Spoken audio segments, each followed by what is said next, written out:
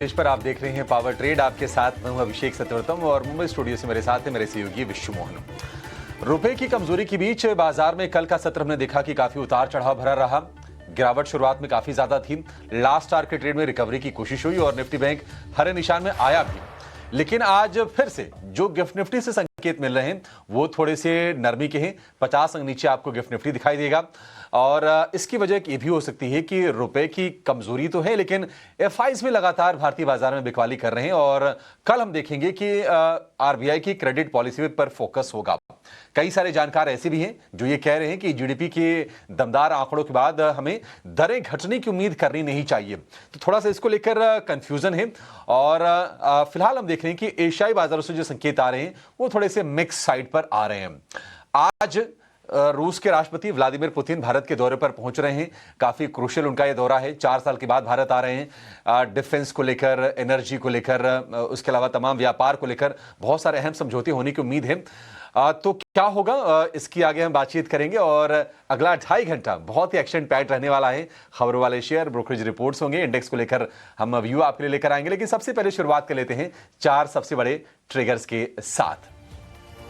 तो हमने Dow Jones में कल देखा कि शुरुआत नरम हुई थी लेकिन आखिरकार डाउ 400 अंक ऊपर जाकर बंद हुआ। हालांकि नैस्डैक में हमने उतनी कोई बड़ी तेजी देखी नहीं। नैस्डैक बहुत ही हल्के से गेंस के साथ बंद हुआ क्योंकि माइक्रोसॉफ्ट कमजोर हुआ, एनवीडिया के शेयर में हमने कमजोरी देखी। तो नैस्डैक में जो गेंस रहे वो काफी ज्यादा लिमिटेड रहे। प्राइवेट पेरोल के जो नंबर आए वो अनुमान से कम आए। अनुमान से कम क्या बल्कि हमने उम्मीद तो की थी बढ़ने की, लेकिन वो घट के आए प्राइवेट पेरोल की जो डेटा है। और उसके चलते उम्मीदें ये फिर से बढ़ी है कि 10 दिसंबर की पॉलिसी में यूएस फेड की दरें घटेंगी। एफआईज की कैश सेगमेंट में बिकवाली लगातार जारी है। कल हमने देखा कि 5वें सत्र में उनकी तरफ से सेल का फिगर आया है कैश में और जो इंडेक्स फ्यूचर्स में जो लॉन्ग होल्डिंग है वो गिर के आ गई है 14% पर, यानी कि शॉर्ट्स काफी ज्यादा है एफआईज की ओर से और ये बाजार को निश्चित तौर पर परेशान जरूर कर रहा है। Central excise amendment bill pass हो गया है और टोबैको प्रोडक्ट्स पर नई लेवी की तैयारी है। टैक्सेशन चेंज हो जाएंगे टोबैको पर, थोड़ी सी चिंता की बात है। हम देखेंगे कि आज आईटीसी हो गया, गॉडफ्रे फिलिप्स हो गया, वीएसटी इंडस्ट्रीज हो गए, ये जो टोबैको से रिलेटेड जो शेयर्स हैं आज फोकस में रहेंगे। लेकिन इंडिगो की जो दिक्कतें हैं वो बढ़ती जा रही हैं। कल हमने देखा कि 200 उड़ानें रद्द हुई हैं। कभी टेक्नोलॉजी की प्रॉब्लम आती है, कभी कुछ और प्रॉब्लम आती है और ये जो दिक्कत है अगर हम इंडिगो को देखेंगे तो पिछले महीने 1.5 महीने से ये प्रॉब्लम इंडिगो फेस कर रही है और ऑन टाइम जो परफॉर्मेंस है वो काफी ज्यादा गिर गई है इंडिगो की। इस पर भी विस्तार से बातचीत करेंगे। अपने रिपोर्ट से भी समझने की कोशिश करेंगे कि आखिर मामला क्या है। और व्लादिमीर पुतिन रूस के राष्ट्रपति भारत दौरे पर होंगे। डिफेंस का सबसे बड़ा पार्टनर है रशिया हमारा।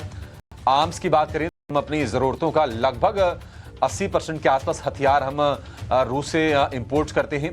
तो काफी क्रूशियल पार्टनर और काफी अहम मुद्दों पर बातचीत होगी। पीएम मोदी के साथ आज रात को डिनर भी होना है। तो ये इनका दौरा जो है 2 दिन का, ये हमारे फोकस में रहेगा और अपने रिपोर्टर्स को जोड़कर हम हर जो आज अपडेट आएंगे उससे आपको रूबरू जरूर करवाएंगे।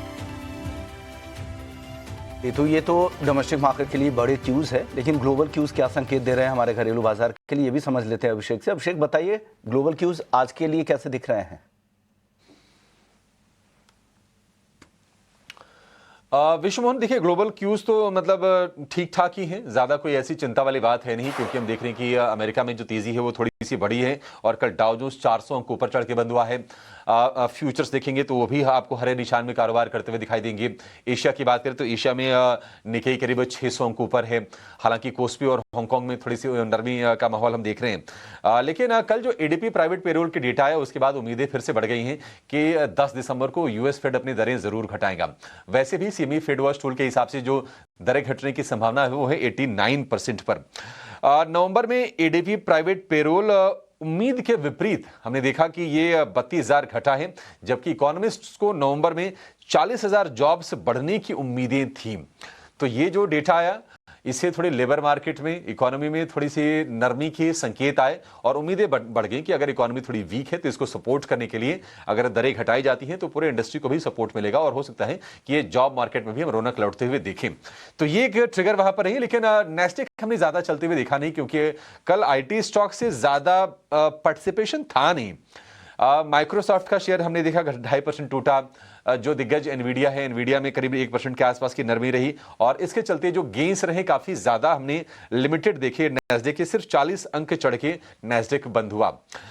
एशिया में लगातार तीसरे सत्र में मजबूती है और अभी 600 अंक ऊपर आपको जापान का इंडेक्स निकेई कारोबार करता हुआ दिखाई देगा। सॉफ्ट बैंक जो कि एआई रिलेटेड स्टॉक है उसमें करीब 6% के आसपास का उछाल है। दक्षिण कोरिया की बात करें तो इसमें जो 2 दिन की तेजी हो रही थी उस पर ब्रेक लगी है। फिलहाल 0.25% के आसपास की नरमी पर आपको कारोबार होता हुआ दिखाई देगा। हांगकांग की शुरुआत थोड़ी सी मध्यम हुई है, करीब 50 अंकों के आसपास की नरमी हैंगसेंग में हम देख रहे हैं। लेकिन अगर हम कमोडिटीज की बात करें तो वहां पर हम देखें कि थोड़ा सा एक्शन लौटता हुआ दिखा है। रूस और यूक्रेन के बीच में युद्ध विराम कराने को लेकर एक बहुत ही अहम बैठक हुई है रूस की राजधानी मॉस्को में व्लादिमीर पुतिन और डोनाल्ड ट्रंप के एनओआई के बीच में।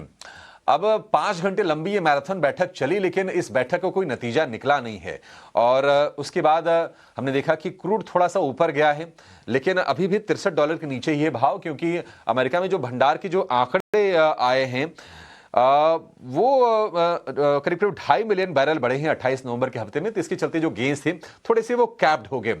लेकिन गोल्ड की बात करें वो भी एक रेंज में है। गोल्ड $4,250 प्रति औंस के आसपास के प्राइसेस हैं, लेकिन चांदी रिकॉर्ड ऊंचाई पर पहुंची है और भाव पहली बार हमने $59 के ऊपर जाते हुए चांदी के देखे हैं। इस साल की बात करें तो चांदी डबल हो चुकी है। 102% की शानदार तेजी अब तक चांदी के प्राइसेस में हो चुकी है और चांदी के अलावा हमने देखा कि कॉपर भी लगातार चमक रहा है। जो डॉलर की वीकनेस है और थोड़ी सी सप्लाई को लेकर कंस्ट्रेंट्स हैं तो सपोर्ट मिला उसे और कॉपर ने भी कल के सत्र में नया रिकॉर्ड बनाया है। डॉलर इंडेक्स हम देख रहे हैं कि ये लगभग 5 हफ्ते के निचले स्तर पर आ गया है।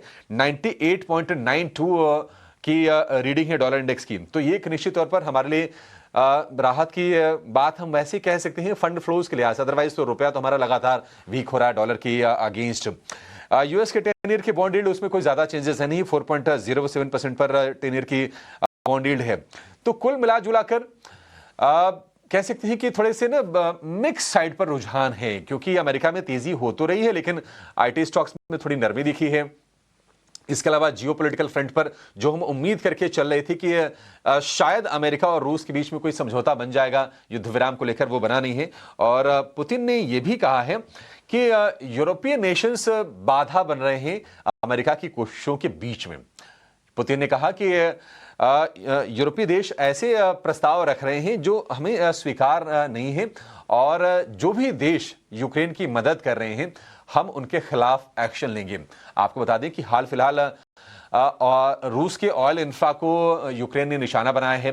ब्लैक सी में भी जो टैंकर्स हैं रूस के, उस पर भी यूक्रेन ने ड्रोन हमले किए थे और उसके बाद ये शांति वार्ता चल रही थी, ये विफल हो गई है। देखते हैं कि अमेरिका का जो ओरिजिनल जो पीस प्लान है उसको लेकर आगे क्या होता है। कुछ नई चीजें वो लेकर जाते हैं रूस के सामने, लेकिन फिलहाल ये थोड़ी सी चिंता जरूर है। हालांकि हम इसको ऑयल के प्राइसेस में ज्यादा रिफ्लेक्ट होते हुए देख नहीं रहे हैं। लेकिन गिफ्ट निफ्टी आज फिर से हम देख रहे हैं कि 57 अंक नीचे आपको दिखाई देगा, थोड़ी नरमी के संकेत दे रहा है।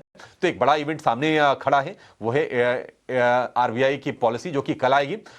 तब तक थोड़ा सा बाजार मुझे लगता है कि एक रेंज में उठापटक करेगा और उसके बाद ही कोई डिसाइसिव मूव निकल के आएगा। पूरा ग्लोबल मार्केट का पूरा अपडेट आपने बता दिया है। हालांकि संकेत है बहुत खराब नहीं है ग्लोबल मार्केट से। कुछ बाजार वहाँ पे एशिया में भी अच्छे कर रहे हैं और अमेरिकी बाजारों में भी कल अच्छी तेजी डाउन में खास करके दिखी थी, लेकिन टेक शेयरों को लेकर चिंता वहाँ पर भी बरकरार है। लेकिन अब देखते हैं आज 4 दिनों की गिरावट के बाद किस तरह की रिकवरी आती है। एक अच्छे संकेत यही है कि डॉलर इंडेक्स 99 के भी नीचे आ चुका है, तो हो सकता है कि कहीं कुछ रिलीफ यहाँ पर रुपए को मिले डॉलर के मुकाबले। देखते हैं क्या होता है। हमारे senior executive editor Sajeet Mangar sir भी जुड़ गए हैं। Good morning sir. सर आज शुरुआत आपसे एफआईआई से करेंगे। ग्लोबल मार्केट में हमने काफी चर्चा की है सर। एफआईआई की बिकवाली तो लगातार चल रही है, लेकिन डीआईआई लगातार सपोर्ट कर रहे हैं क्योंकि एसआईपी का इतना ज्यादा फ्लो आ रहा होगा उनके पास। ये कब तक चलेगा? ऐसे में आपको बाजार का ओवरऑल सेटअप कैसा दिख रहा है? देखिए एफआईस नेगेटिव सेलर रहे हैं। 3200 करोड़ के नेट सेलर्स थे और डीआई जो थे 4700 और करोड़ के नेट बाइस थे। तो ये डीआई का बाइंग तो चल ही रहा है, बट अभी जो हो रहा है कुछ महीनों से हम देख रहे हैं कि सेकेंडरी मार्केट में बिक रहा है और पैसा जो है प्राइमरी मार्केट में जा रहा है, न्यू पेपर के पीछे जा रहा है। तो वो एक चर्न है। फ्रेश पैसा आ रहा है भारत में, वो नहीं आ रहा है। सेलिंग हो रही है और फ्रंटलाइन स्टॉक्स में सेलिंग हो रही है, कुछ बैंकों में सेलिंग देखने को कल मिला। कल थोड़ी शॉर्ट्स भी कवर हुए बैंक्स में, तो वो भी एक है। और ओवरऑल अगर हम पोजीशन देखें शॉर्ट्स और लॉन्ग का, तो लॉन्ग पोजीशंस और घटे हैं। तो वो भी एक चीज़ है जो इंडिकेट दिखाती है कि ये एफआईएस का रुख कैसा है। कल हमने देखा कि निफ्टी में अगर हम देखें तो लगभग 1800 करोड़ की पोजीशंस बढ़ रहे हैं और लगभग 40,000 करोड़ के आसपास का ओपन इंटरेस्ट हो गया है। तो शॉर्ट पोजीशंस इस मार्केट में बढ़ रहे हैं, वो भी एक इंडिकेटर है कि मार्केट किस रुझान में जा रहा है, किस डायरेक्शन में जा रहा है। हमने कल देखा कि निफ्टी जो है 26,000 के नीचे बंद हुआ, तो वो एक बैंड है, अभी उस पर देखना पड़ेगा कि मार्केट वापस 26,000 के ऊपर कैसे जाता है। Sajit sir, good morning. Market को कैसे देख रहे हैं सर? क्योंकि हमने देखा कि कल निफ्टी ने 26,000 का लेवल तोड़ा, बहुत मुश्किल से 20 डीएमए के लेवल को निफ्टी ने बचाया है। निफ्टी बैंक में तो रिकवरी हमने देखा कि लास्ट आवर के ट्रेड में आ गई थी प्राइवेट बैंकों के दम पर, लेकिन सेंटिमेंट्स थोड़े से वीक ही लग रहे हैं। तो जो एफएनओ के क्यूज हैं उनको देखते हुए आपके हिसाब से आज निफ्टी बैंक में स्ट्रेटजी क्या होनी चाहिए सर?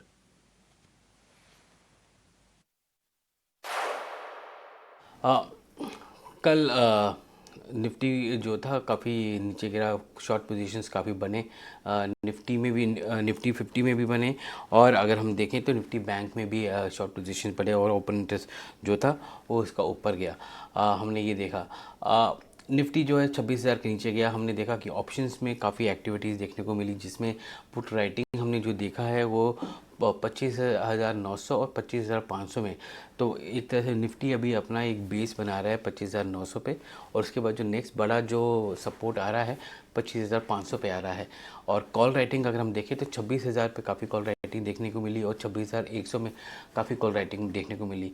ये इंडिकेट करता है कि बाज़ार में जो राइटर्स हैं वो उम्मीद करते हैं कि 26,000 के ऊपर ना जाए या 26,100 के ऊपर ना जाए। तो ये एक बैंड बन रहा है 500-600 पॉइंट का, 25,500 से 26,100 के बीच में, जहाँ पर निफ्टी रहेगा। ये एक सिग्नल भी है मार्केट के लिए कि ये कंसोलिडेशन फेज अभी थोड़े दिन तक रहेगा, जब तक कोई पॉजिटिव ट्रिगर नहीं आएंगे। आप एमपीसी मीट है फ्राइडे को, तो वहाँ पर उम्मीद है कि 25 बेसिस पॉइंट का कट होगा, पर अगर पॉज होता है और डविश कमेंट्री होती है तो मार्केट उसके हिसाब से रिएक्ट करेगा। और दूसरी बात जो है रुपी के ऊपर लेके थोड़ी सी चिंता है, क्योंकि रुपी डिप्रिसिएशन हो रहा है, तो सर्विसेज सेक्टर, एक्सपोर्ट सेक्टर के लिए अच्छा है। अगर आप इकोनॉमिस्ट और चीफ इकोनॉमिक एडवाइज़र की बात सुनेंगे तो वो कह रहे हैं कि एक तरह से एक्सपोर्ट्स को सपोर्ट करता है, पर इससे ये भी है कि हमारे जो डेफिसिट है बैलेंस ऑफ पेमेंट या बैलेंस ऑफ ट्रेड का, वो भी बढ़ता है, क्योंकि हम काफ़ी गोल्ड और सिल्वर के इंपोर्ट करते हैं और जिसकी वजह से हमारा डेफिसिट बढ़ रहा है। तो वो भी एक इशू है आगे जाके। रुपी अगर डिप्रिशिएट करता रहा तो हो सकता है कि आरबीआई पॉज करे, ना कि रेट कट करे। तो वो भी एक इम्पॉर्टेंट इवेंट है जो कल हम देखेंगे, और जब आरबीआई के गवर्नर मल्होत्रा इसके बारे में बात करेंगे। ओके, बिल्कुल। आरबीआई के लिए भी दुविधा की स्थिति होगी, या तो फिर वो ग्रोथ को सपोर्ट जारी रखे या फिर कंजम्पशन को बूस्ट करे। ये एक बड़ा सवाल उनके मन में होगा, इसलिए इस तरह की दुविधाएं लग रही है, किस पॉलिसी क्या स्टांस क्या रहता है। चलिए, लेकिन सर एक अहम खबर आई कल कि जेएसडब्ल्यू स्टील के लिए एक राहत की खबर आई थी कि जेईएफ जो जापान की स्टील कंपनी है वो एक बड़ा निवेश करना जा रही है जॉइंट वेंचर के जरिए। इसको लेकर क्या स्ट्रैटेजी होनी चाहिए? और कंपनी ने कहा भी है कि उनका लॉन्ग टर्म स्ट्रैटेजिक पार्टनर होने जा रही है, और जो एक टेक्नोलॉजी, जो एक बेहतरीन टेक्नोलॉजी का जो एक्सपर्टीज़ है उसका फ़ायदा कंपनी को मिलेगा। क्या लग रहा है सर, इस खबर को किस तरह से देखना चाहिए? कंपनी में आगे क्या कुछ हो सकता है? देखिए, एक बहुत बड़ा डील है स्टील मार्केट में। अगर हम देखें तो आयरन स्टील की सेगमेंट में अभी आज के डेट में प्राइसिंग बहुत ही म्यूटेड है, बट ये डील जो है बहुत ही अच्छी डील है जेएसडब्ल्यू स्टील के लिए। दो चीज़ है, एक तो एक जेवी बन रहा है जेएफई के लिए, जेएफई का ऑलरेडी 15% है जेएसडब्ल्यू स्टील में। तो ये एक डायरेक्ट एंट्री मिलती है जेएफई को इंडियन स्टील मार्केट के अंदर। दूसरा जो चीज़ है, जिस तरह से डील किया गया है, इसमें कैश जो है जेएसडब्ल्यू स्टील को मिलेगा, जिसके तहत जेएसडब्ल्यू स्टील अपना डेट पेयर करेगा। तो लगभग 79,000 80,000 करोड़ का नेट डेट है जेएसडब्ल्यू का, वो घट के 37,000 के आसपास आ जाएगा। तो अगर हम इसको मल्टीपल्स में देखें तो उनका जो नेट डेट टू एबिटा का जो मल्टीपल था वो लगभग 3 टाइम्स था, वो घट के 1.7 टाइम्स हो जाएगा। ये डील की जो वैल्यूशन है वो ईवी बाय एबिटा के बेसिस में 10 टाइम की है, और करंटली जेएसडब्ल्यू स्टील जो है वो वैल्यूड है 9 टाइम्स, तो स्लाइटली प्रीमियम पे है। वो एंट्री मिली है उनको, और बिकॉज इनका डेट कम हो जाएगा इसके अंदर, जेएसडब्ल्यू के जो आगे के प्लान हैं उसके लिए एक तरह से एक पुश मिलेगा। किस तरह से मिलेगा? क्योंकि आज की डेट में जेएसडब्ल्यू का जो कैपेसिटी है 34 बिलियन टन्स का है। जेएसडब्ल्यू उम्मीद कर रहा है कि वो उसको 50 तक ले जाए 2030 में, जिसके लिए उसको लगभग 71,000 करोड़ का इन्वेस्टमेंट करना पड़ेगा कैपेक्स में। तो आगे की जो इन्वेस्टमेंट है, जो अब कैश फ्लो से भी आएगा और डेट से भी आएगा, ये रूम खोल देता है जेएसडब्ल्यू की बैलेंस शीट में कि वो और डेट ले सके और एक्सपेंशन कर सके। हाँ, ये देखने लायक है कि स्टील साइकिल किस तरह से जा रहा है और जेएसडब्ल्यू किस पेस से उसको इंक्रीज़ करेगा। बट मोटा मोटा ये है कि जेएसडब्ल्यू ने अपना प्लान बताया है कि वो 50 मिलियन टन करेगा उधर 2030 तक। और बीपीसीएल, तो Bhushan power and steel, BPSL जो Bhushan power and steel company है, उनका जो करंट कैपेसिटी है 4.5 मिलियन टन्स का है, वो भी 10 मिलियन टन करना चाहते हैं 2030 तक। तो जेएफई और ये जेएसडब्ल्यू की जो कंबाइंड जॉइंट वेंचर है उसके तहत वो भी होगा।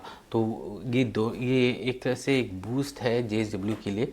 वो अपना डेट कम कर पाएगा जो ओवरहैंग था उसके बैलेंस शीट में, और आगे की जो एक्सपेंशन है उसके लिए वो अपना बैलेंस शीट खोल देता है कि अगर उनको डेट फिर से लेना है तो ले सके उसमें। सजी सर, काफ़ी टाइम के बाद हम देख रहे हैं कि लगातार इंडिगो बुरी खबरों के चलते फोकस में है, और कल हमने देखा कि लगभग 200 इनकी फ्लाइट्स या तो डिले हुई हैं या फिर कैंसिल हुई हैं, और जो मतलब फ्लाइट्स जो इम्पैक्टेड रही, हर 3 में से 2 फ्लाइट्स पर असर पड़ा है, और इंडिगो को माफ़ी भी मांगना पड़ा है इसके लिए। कुछ टैक्स को लेकर भी बुरी खबरें आई, नतीजे हमने देखा था कुछ सपोर्टिव रहे नहीं थे, ऑपरेशंस काफी ज्यादा प्रभावित हैं। आप जरा ये बताइए कि शेयर तो पिछले 4-5 महीने से हम देख रहे हैं कि 5,500 से लेकर 6,000 की रेंज में है, क्या यहां से भी थोड़ी मुश्किलें बढ़ने वाली है कंपनी की? देखिए, जो नया रूल आया था डीजीसीए का, उसके तहत काफ़ी रिस्ट्रिक्शंस आई थी। वीकली आवर्स कितने कर सकते हैं, नाइट लैंडिंग्स कितनी हो सकती हैं, वो सब के चलते थोड़ा सा क्रू में शॉर्टेज आ रहा है इंडिगो को। हमने देखा 200 फ्लाइट्स कुछ कैंसिल हुए हैं इंडिगो के। वो एक इम्पॉर्टेंट है कि इंडिगो कैसे अपने आप को इसमें से निकालेगा। इसमें कुछ दिन लगेंगे इंडिगो को मैनेज करने में, ये न अपने क्रू को रीएडजस्ट करने में, जिस तरह से ये चल रहा है। पर पिछले कुछ 1-2 दिन से जो है वो इम्पैक्ट तो आ रहा है कि इंडिगो अपने फ़्लाइट्स डेली कैंसिल कर रहा है क्योंकि क्रू की अवेलेबिलिटी नहीं है, और वीकली आवर रिस्ट्रिक्शंस जो आ गए हैं क्रूज़ के लिए, जो अच्छा है क्रू के लिए, बट आपके मैन पावर को वो कंस्ट्रिक्ट कर देता है और मैन पावर नहीं होता फ्लाइट्स के लिए, वो उसकी वजह से वो एक इशू आ जाता है इंडिगो के लिए। तो वो एक मेरे ख्याल से शॉर्ट टर्म वो है डिस्ट्रप्शन है इंडिगो के लिए। अगर इंडिगो इसको नहीं मैनेज कर पाता कुछ दिनों में, तब उसके लिए एक इशू आ जाएगा, क्योंकि अब हम जा रहे हैं पीक सीज़न में, दिसंबर एंड में, जहाँ पर ट्रैवल होता है, हॉलीडेज़ होती हैं, सब कुछ होता है, और उसकी वजह से जो है 2-3 चीज़ें होंगी। एक तो इंडिगो के फ़्लाइट्स कैंसिलेशन बहुत बढ़ेंगे, दूसरे फ़्लाइट रेट्स भी बढ़ जाएंगे काफ़ी सारे। आप देखें तो ऑलरेडी हॉलीडे सीज़न के लिए जो टिकट्स के रेट है वो ऑलरेडी बढ़े हुए हैं, और फ़्लाइट्स जब और कम होंगे तो डिमांड की वजह से और रेट्स बढ़ेंगे, तो वो भी एक इम्पैक्ट होगा मार्केट में, इनडायरेक्ट इम्पैक्ट होगा मार्केट में। तो वो देखने लायक है कि शॉर्ट टर्म में इंडिगो इसको ऑब्जॉर्व करके क्या इसमें से उभर पाता है कि नहीं। बिल्कुल इसका काफ़ी असर दिख सकता है और उस तरह के रेट्स बढ़ने भी शुरू हो गए। सर एक और अहम अपडेट ये है कि पुतिन आज इंडिया पहुंच रहे हैं, बड़ी डिफेंस डील हो सकती है। इस दौरे को लेकर क्या मायने निकालने चाहिए? देखिए, रशिया हमारा सबसे बड़ा पार्टनर है एनर्जी नीड्स के लिए। हम 30% से ज़्यादा जो अपनी क्रूड सोर्सिंग है रशिया से करते हैं और पिछले कुछ सालों से कर रहे हैं। जब से यूक्रेन का वॉर हुआ है, शुरू हुआ था, तब से हमारा ये जो अमाउंट है वो बढ़ा है। पहले हम 4% करते थे, अब 30-32% करते हैं। इसके अलावा जो है वो हमारे सबसे बड़ा डिफेंस पार्टनर भी है। तो भारत के लिए ये पार्टनरशिप देखा जाए तो स्ट्रैटेजिक भी है और ट्रेड और बायलैटरल लेवल में वो एक तरह से यूएस से एक कदम ऊपर है। क्योंकि हमारा यूएस के साथ उतना मिलिट्री पार्टनरशिप नहीं है। हमारा काफ़ी पार्टनरशिप जो है रशिया के साथ है, क्योंकि वो हमारा बहुत पुराना अलाय रहा है। तो वो एक इम्पॉर्टेंट चीज़ है। और पुतिन का विज़िट जो है वो एक और इम्पॉर्टेंट चीज़ है कि यूक्रेन वॉर के बाद पहली बार वो आ रहे हैं इंडिया में। तो वो भी एक इम्पॉर्टेंट है। और दोनों जो लीडर्स हैं हमारे, उनकी काफ़ी अच्छे संबंध हैं, ग्लोबल मीन्स आपसी संबंध हैं। तो काफ़ी सारी बिजनेस डील्स आने की उम्मीद है। उम्मीद ये भी है कि जो डेफिसिट आ रहा है उसको कैसे कम किया जाए। तक रशिया इंडिया से काफ़ी चीज़ें लेने की बात कर रहा है। एग्री प्रोडक्ट्स हो सकते हैं, मेडिसिन्स हो सकती हैं। तो ये एक तरह से नया मार्केट भी खुलेगा। और दूसरी बात जो है, हायर स्टडीज़ के लिए हम देखते हैं तो वहाँ पर भी वो एजुकेशन भी खुल सकता है, क्योंकि काफ़ी भारतीय हैं जो रशिया में जाके पढ़ते हैं, स्टूडेंट्स हैं जो बढ़ते हैं, तो वो भी खुल सकता है। तो ये सब चीज़ें जो है आज टेबल पे रहेंगी जब प्रेसिडेंट पुतिन आएंगे। और एक तरह से जो हम बात कर रहे हैं कि अभी $70 बिलियन का हमारा जो ट्रेड है वो $100 बिलियन करने की बात कर रहे हैं हम 2030 तक। तो वो भी एक फैक्टर रहेगा कि हम कैसे रशिया को एक इम्पॉर्टेंट मार्केट मान के डाइवर्सिफिकेशन करें, ताकि हमारा जो डिपेंडेंस है काफ़ी डेवलप्ड मार्केट से में जो है, जैसे यूएस में है या बाकियों में, वहाँ पर कम हो। ठीक है सजीत सर, बहुत शुक्रिया आज समय देने के लिए और बाजार के साथ साथ तमाम जो स्टॉक्स फोकस में रहने वाले हैं और ये जो पुतिन का जो दौरा है उस पर भी बातचीत करने के लिए। लेकिन चलिए आगे बढ़ते हैं और ये समझते हैं कि बाजार में आपकी स्ट्रेटजी आज क्या होनी चाहिए। एक बार जरा एक्सपर्ट के नज़र से भी इंडेक्स को समझ लेते हैं। हमारे साथ जुड़ गए हैं चॉइस इक्विटी ब्रोकिंग के कुणाल परार। कुणाल जी, बहुत शुक्रिया आपका समय देने के लिए। स्वागत है। लगातार 4 सत्र की कमजोरी निफ्टी की हफ्ते भर के निचले स्तर पर है और 26,000 में ब्रेक हो चुका है। कन्विक्शन कितना ब्रेक हुआ कुणाल जी, और क्या करना चाहिए इंडेक्स में? Good morning Abhishek ji. Well, top बनने के बाद एक अच्छी खासी प्रॉफिट बुकिंग हमें देखने को मिली है मार्केट में। एंड आप देखिए कि ये लगातार तीसरा दिन है कि जहां पे हमें नेगेटिव क्लोजिंग देखने को मिली है। एंड 26,000 के नीचे का क्लोजिंग हमें देखने को मिला है। सो व्यू फिलहाल थोड़ा सा डाइसी है। इतना ही नहीं, अगर मार्केट यहाँ से फर्दर गिरावट देता है और लोअर लेवल पे अगर 25,800 के लेवल के नीचे अगर वहां पे क्लोज देता है, तो वहां पे एक राइजिंग वेज फॉर्मेशन का भी ब्रेकआउट देखने को मिलेगा और उसके बेस पे एक अच्छी खासी गिरावट मार्केट हमें यहाँ पे दिखा सकता है। सो ओवरऑल जो व्यू है फिलहाल वो नेगेटिव साइड का ही बन रहा है। लोअर लेवल पे सपोर्ट आ रहा है 25,800।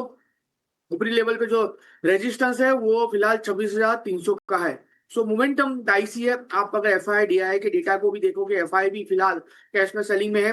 इवन फ्यूचर इंडेक्स में भी उन्होंने सेल करके रखा है। दिसंबर महीना है, लास्ट 2 वीक में एफआई को ऐसी एक्टिविटी देखने को नहीं मिलेगी। और एक जनरल ऑब्जर्वेशन है कि जब भी दिसंबर मंथ आता है, स्टार्टिंग ऑफ द मंथ से लेके लास्ट वीक ऑफ मंथ में एक अच्छी खासी सेलिंग देखने को मिल सकती है एफआई की ओर से। सो ओवरऑल जो व्यू फिलहाल ये एफआई की एक्टिविटी और मार्केट के मोमेंटम को देख के जो लग रहा है वो ये लग रहा है कि 25,800 तक के लेवल देखने को मिल सकते हैं। अगर वो ब्रेक होता है तो फर्दर गिरावट भी हमें मार्केट में देखने को मिल सकती है। 25,800 तक के लेवल भी आपको लग रहा है, उससे फर्दर भी गिरावट की संभावनाएं बन रही है। तो व्यू आपको लग रहा है कि यहाँ पे डाइसी भी है और थोड़ी निगेटिव साइड भी यहाँ पे ज्यादा दिख रही है। चलिए, लेकिन आप अपने पिक्स भी बता दीजिए। हेलो। हाँ कुणाल जी, आप अपने टॉप ट्रेड्स बता दीजिए। बाजार खुलने से पहले आप लोगों ने क्या आइडेंटिफाई करके रखा है आज के लिए? ओके, वेल दो स्टॉक ऐसे हैं जहां पे मुझे मोमेंटम पॉजिटिव लग रही है। यहाँ पे हम स्टॉक स्पेसिफिक अप्रोच रख के ही चलेंगे। सबसे पहला जो स्टॉक है जहां पे अच्छी खासी मोमेंटम हमें देखने को मिल सकती है वो है टीसीएस है। ना यूएसडी आईएनआर में लगातार गिरावट हमें देखने को मिल रही है। ऑल टाइम हाई पे यूएसडी आईएनआर आ गया है। लगातार रुपी जो है वीक हो रहा है। एंड कल आरबीआई की मॉनिटरी पॉलिसी भी है, देखते हैं क्या हो सकता है। लेकिन ये यूएसडी आईएनआर का डायरेक्ट बेनिफिट आपको आईटी सेक्टर में देखने को मिल सकता है, तो टीसीएस पे फोकस करके चलने की सलाह रहेगी। और ऐसे भी कल के ट्रेडिंग सेशन में टीसीएस ने ब्रेकआउट भी दिया हुआ है। 3178 3178 के अराउंड का क्लोजिंग है, खरीदारी करके चलिए 3110 के एसएल के साथ। टारगेट की बात करते हैं तो 3230 का पहला टारगेट, जैसे वो ब्रेक होता है 3315 का दूसरा टारगेट भी हमें यहाँ पे देखने को मिल सकता है। एंड दूसरा जो है अपोलो टायर है, बहुत बढ़िया रैली स्टॉक ने हमें रिसेंट डेज में दिखाई है। स्टॉक यहाँ से एक अच्छे खासे लेवल पे है, high top high bottom formation 100 days MA के ऊपर स्टॉक ट्रेड कर रहा है। सो एक मोमेंटम फर्दर यहाँ से हमें एक्सटेंड होते हुए देखने को मिल सकती है। अपोलो टायर यहाँ पे खरीदारी करके चलने की सलाह है 533 के लेवल के अराउंड। 513 का हम यहाँ पे एक ऐसे मेंटेन करके चलेंगे। टारगेट की बात करें तो 550 का पहला टारगेट, और अगर वो ब्रेक होता है तो 575 का दूसरा टारगेट भी हमें यहाँ पे देखने को मिल सकता है।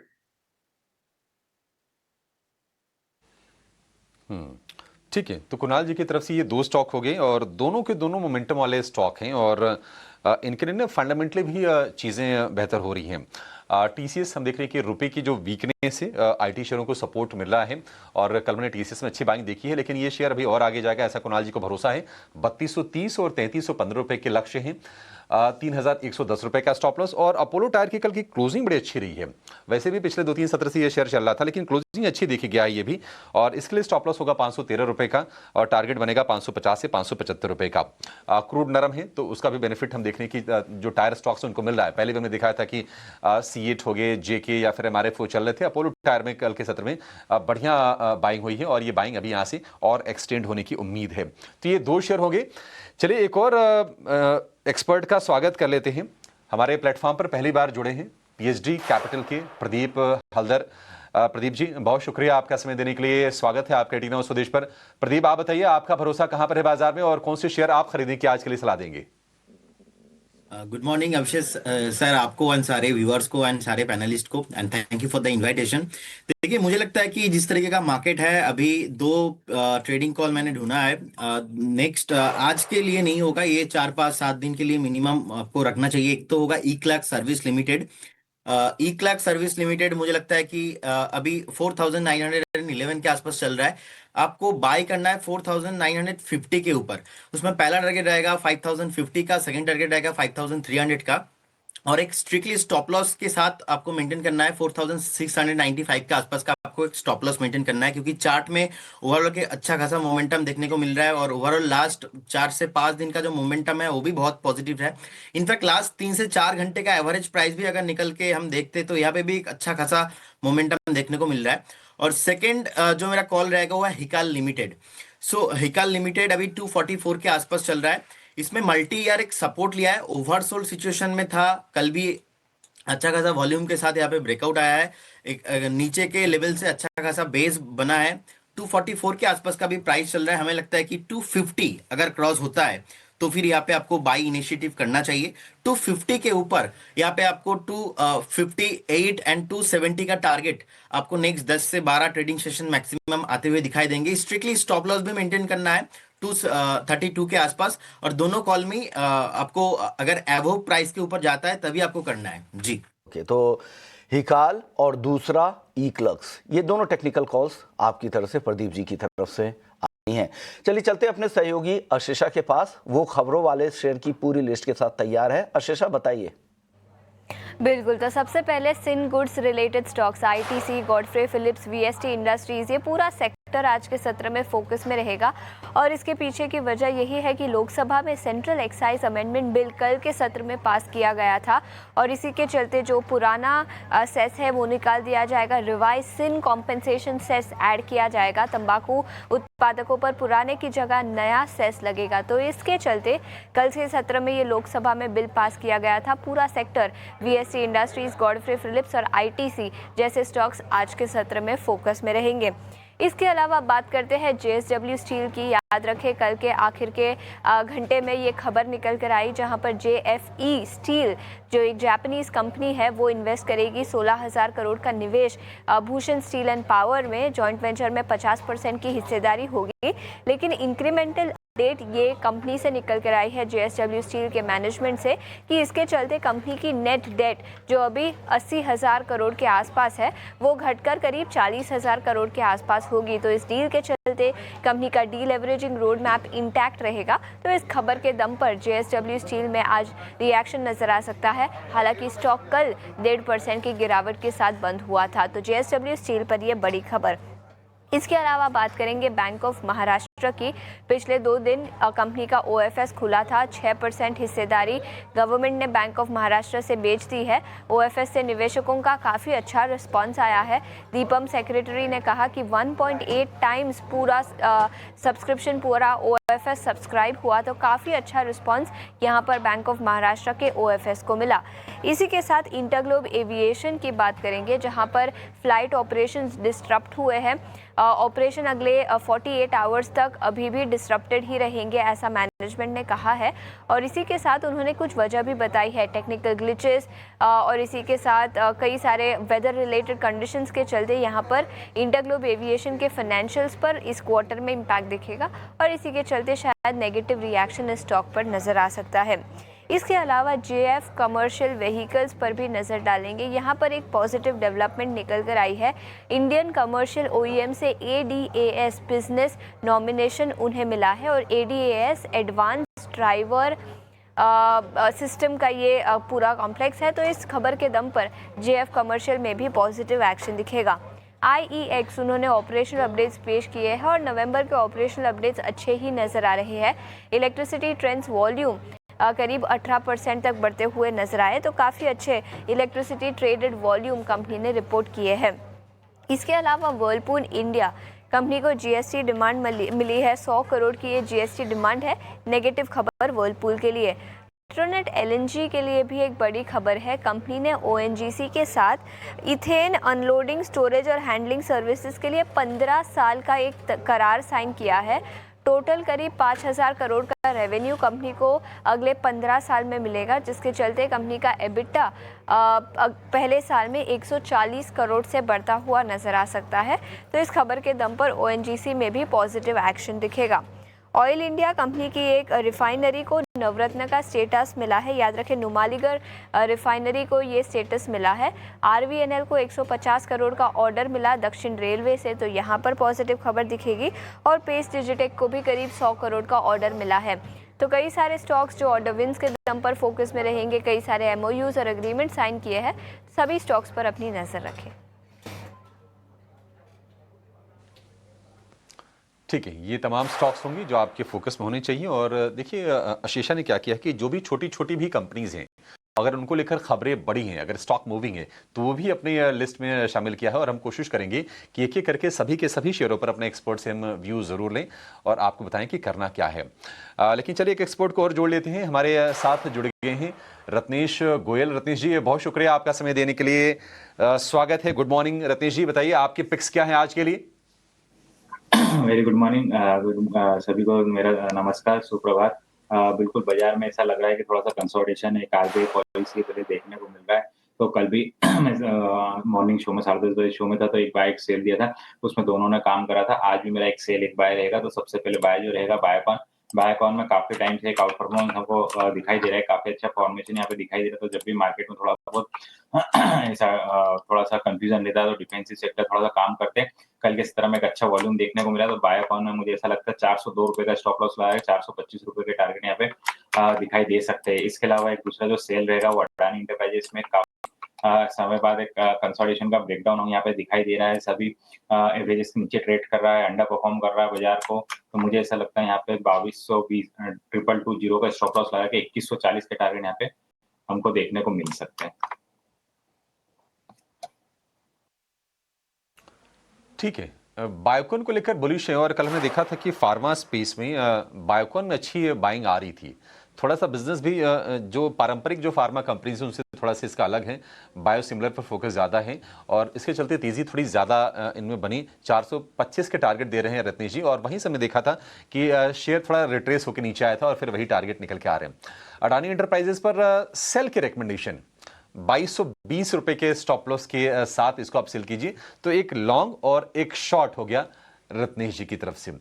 लेकिन आज ब्रोकरेज हाउसेस के रिपोर्ट्स के दम पर कौन से शेयर फोकस में रहेंगे, जरा ये भी समझ लेते हैं। हमारी सहयोगी तृप्ति हमारे साथ जुड़ गई हैं। तृप्ति, बताइए आज कहां पर एक्शन होगा रिपोर्ट्स के चलते? बिल्कुल अभिषेक, यहाँ पर सिटी ने अपनी राय रखी है टाटा कंज्यूमर प्रोडक्ट्स पर। यहाँ पर इन्होंने खरीदारी की राय दी, लक्ष्य बढ़ा दिया है 1350 से बढ़ाकर 1375 रुपये पर शेयर का लक्ष्य इन्होंने दिया है।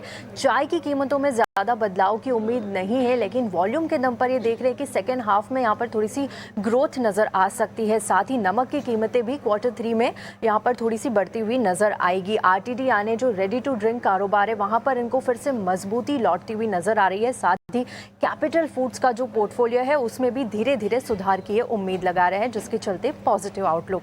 नुवामा ने एम्बेसी ऑफिस पार्क रिट्स पर अपनी राय दी है। यहाँ पर इन्होंने खरीदारी की राय दी है, लक्ष्य इन्होंने 478 रुपये का यहाँ पर दिया है। पाइन हर्ट्स ऑफिस के अधिग्रहण का कंपनी ने कल ऐलान किया था। ईस्ट बेंगलुरु के गोल्डफ्लिंग बिजनेस पार्क का ये ऑफिस है और साथ ही फंडिंग स्ट्रक्चर अभी तय यहाँ पर नहीं हुआ है, लेकिन कम कर्ज होने के चलते कंपनी को कर्ज मिलने में यहाँ पर कोई अटकलें नहीं होगी, आसानी नजर आएगी, जिसके चलते पॉजिटिव आउटलुक नुवामा का। नुवामा ने JSW स्टील पर अपनी रिड्यूस की रेटिंग दे दी है और लक्ष्य इन्होंने 1050 का दिया है। JFE 2 चरणों में यहाँ पर 15,700 करोड़ निवेश करने वाली है और भूषण स्टील की इस JV में 50% का हिस्सा लेगी JFE। गोल्डमैन सैक्स ने यहाँ पर मेटल्स पर अपनी राय रखी है। इस साल इंडस्ट्रियल मेटल्स में देखिए अच्छी ग्रोथ यहाँ पर इनको देखने को मिली। US फेड से रेट कट की उम्मीदें और AI कैपेक्स बूम से यहाँ पर इनको कीमतों को सपोर्ट मिलता हुआ नजर आया है। साथ ही 2026 के लिए जो आउटलुक है वो सिलेक्टिव है और यहाँ पर इनकी कॉपर पसंदीदा मेटल है। चीन ओवरसीज इन्वेस्टमेंट में बढ़ती सप्लाई के चलते ये एल्यूमिनियम, लिथियम और आयरन ओर के लिए बेरिश आउटलुक इन्होंने कायम रखा है। मोतीलाल ओसवाल ने औरबिंदो फार्मा पर अपनी राय दी है। यहाँ पर खरीदारी की राय रखी है, लक्ष्य आपको बता दें 1430 रुपये का दिया है।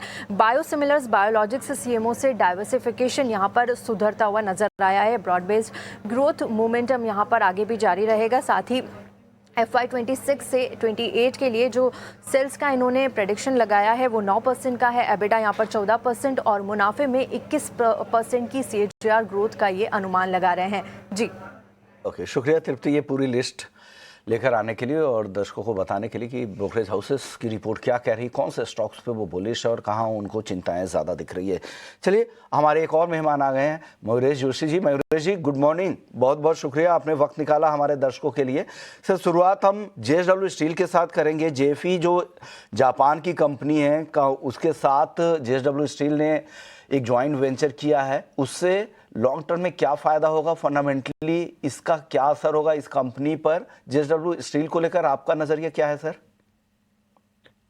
Very good morning. नहीं, दो चीज़ें, एक आई थिंक जो JFE के साथ डील है, JSW स्टील को अच्छी खासी रकम बैलेंस शीट पे आने वाली है, लगभग 32,000 करोड़ की हम बात कर रहे हैं। जब वो मोनेटाइज कर रहे हैं BPSL का जो अधिग्रहण इन्होंने किया था, तो अच्छी खासी डेट रिड्यूस होगी। At the same time I think जो कॉन्ट्रीब्यूशन था BFSL का वो सिर्फ 10% था EBITDA पे।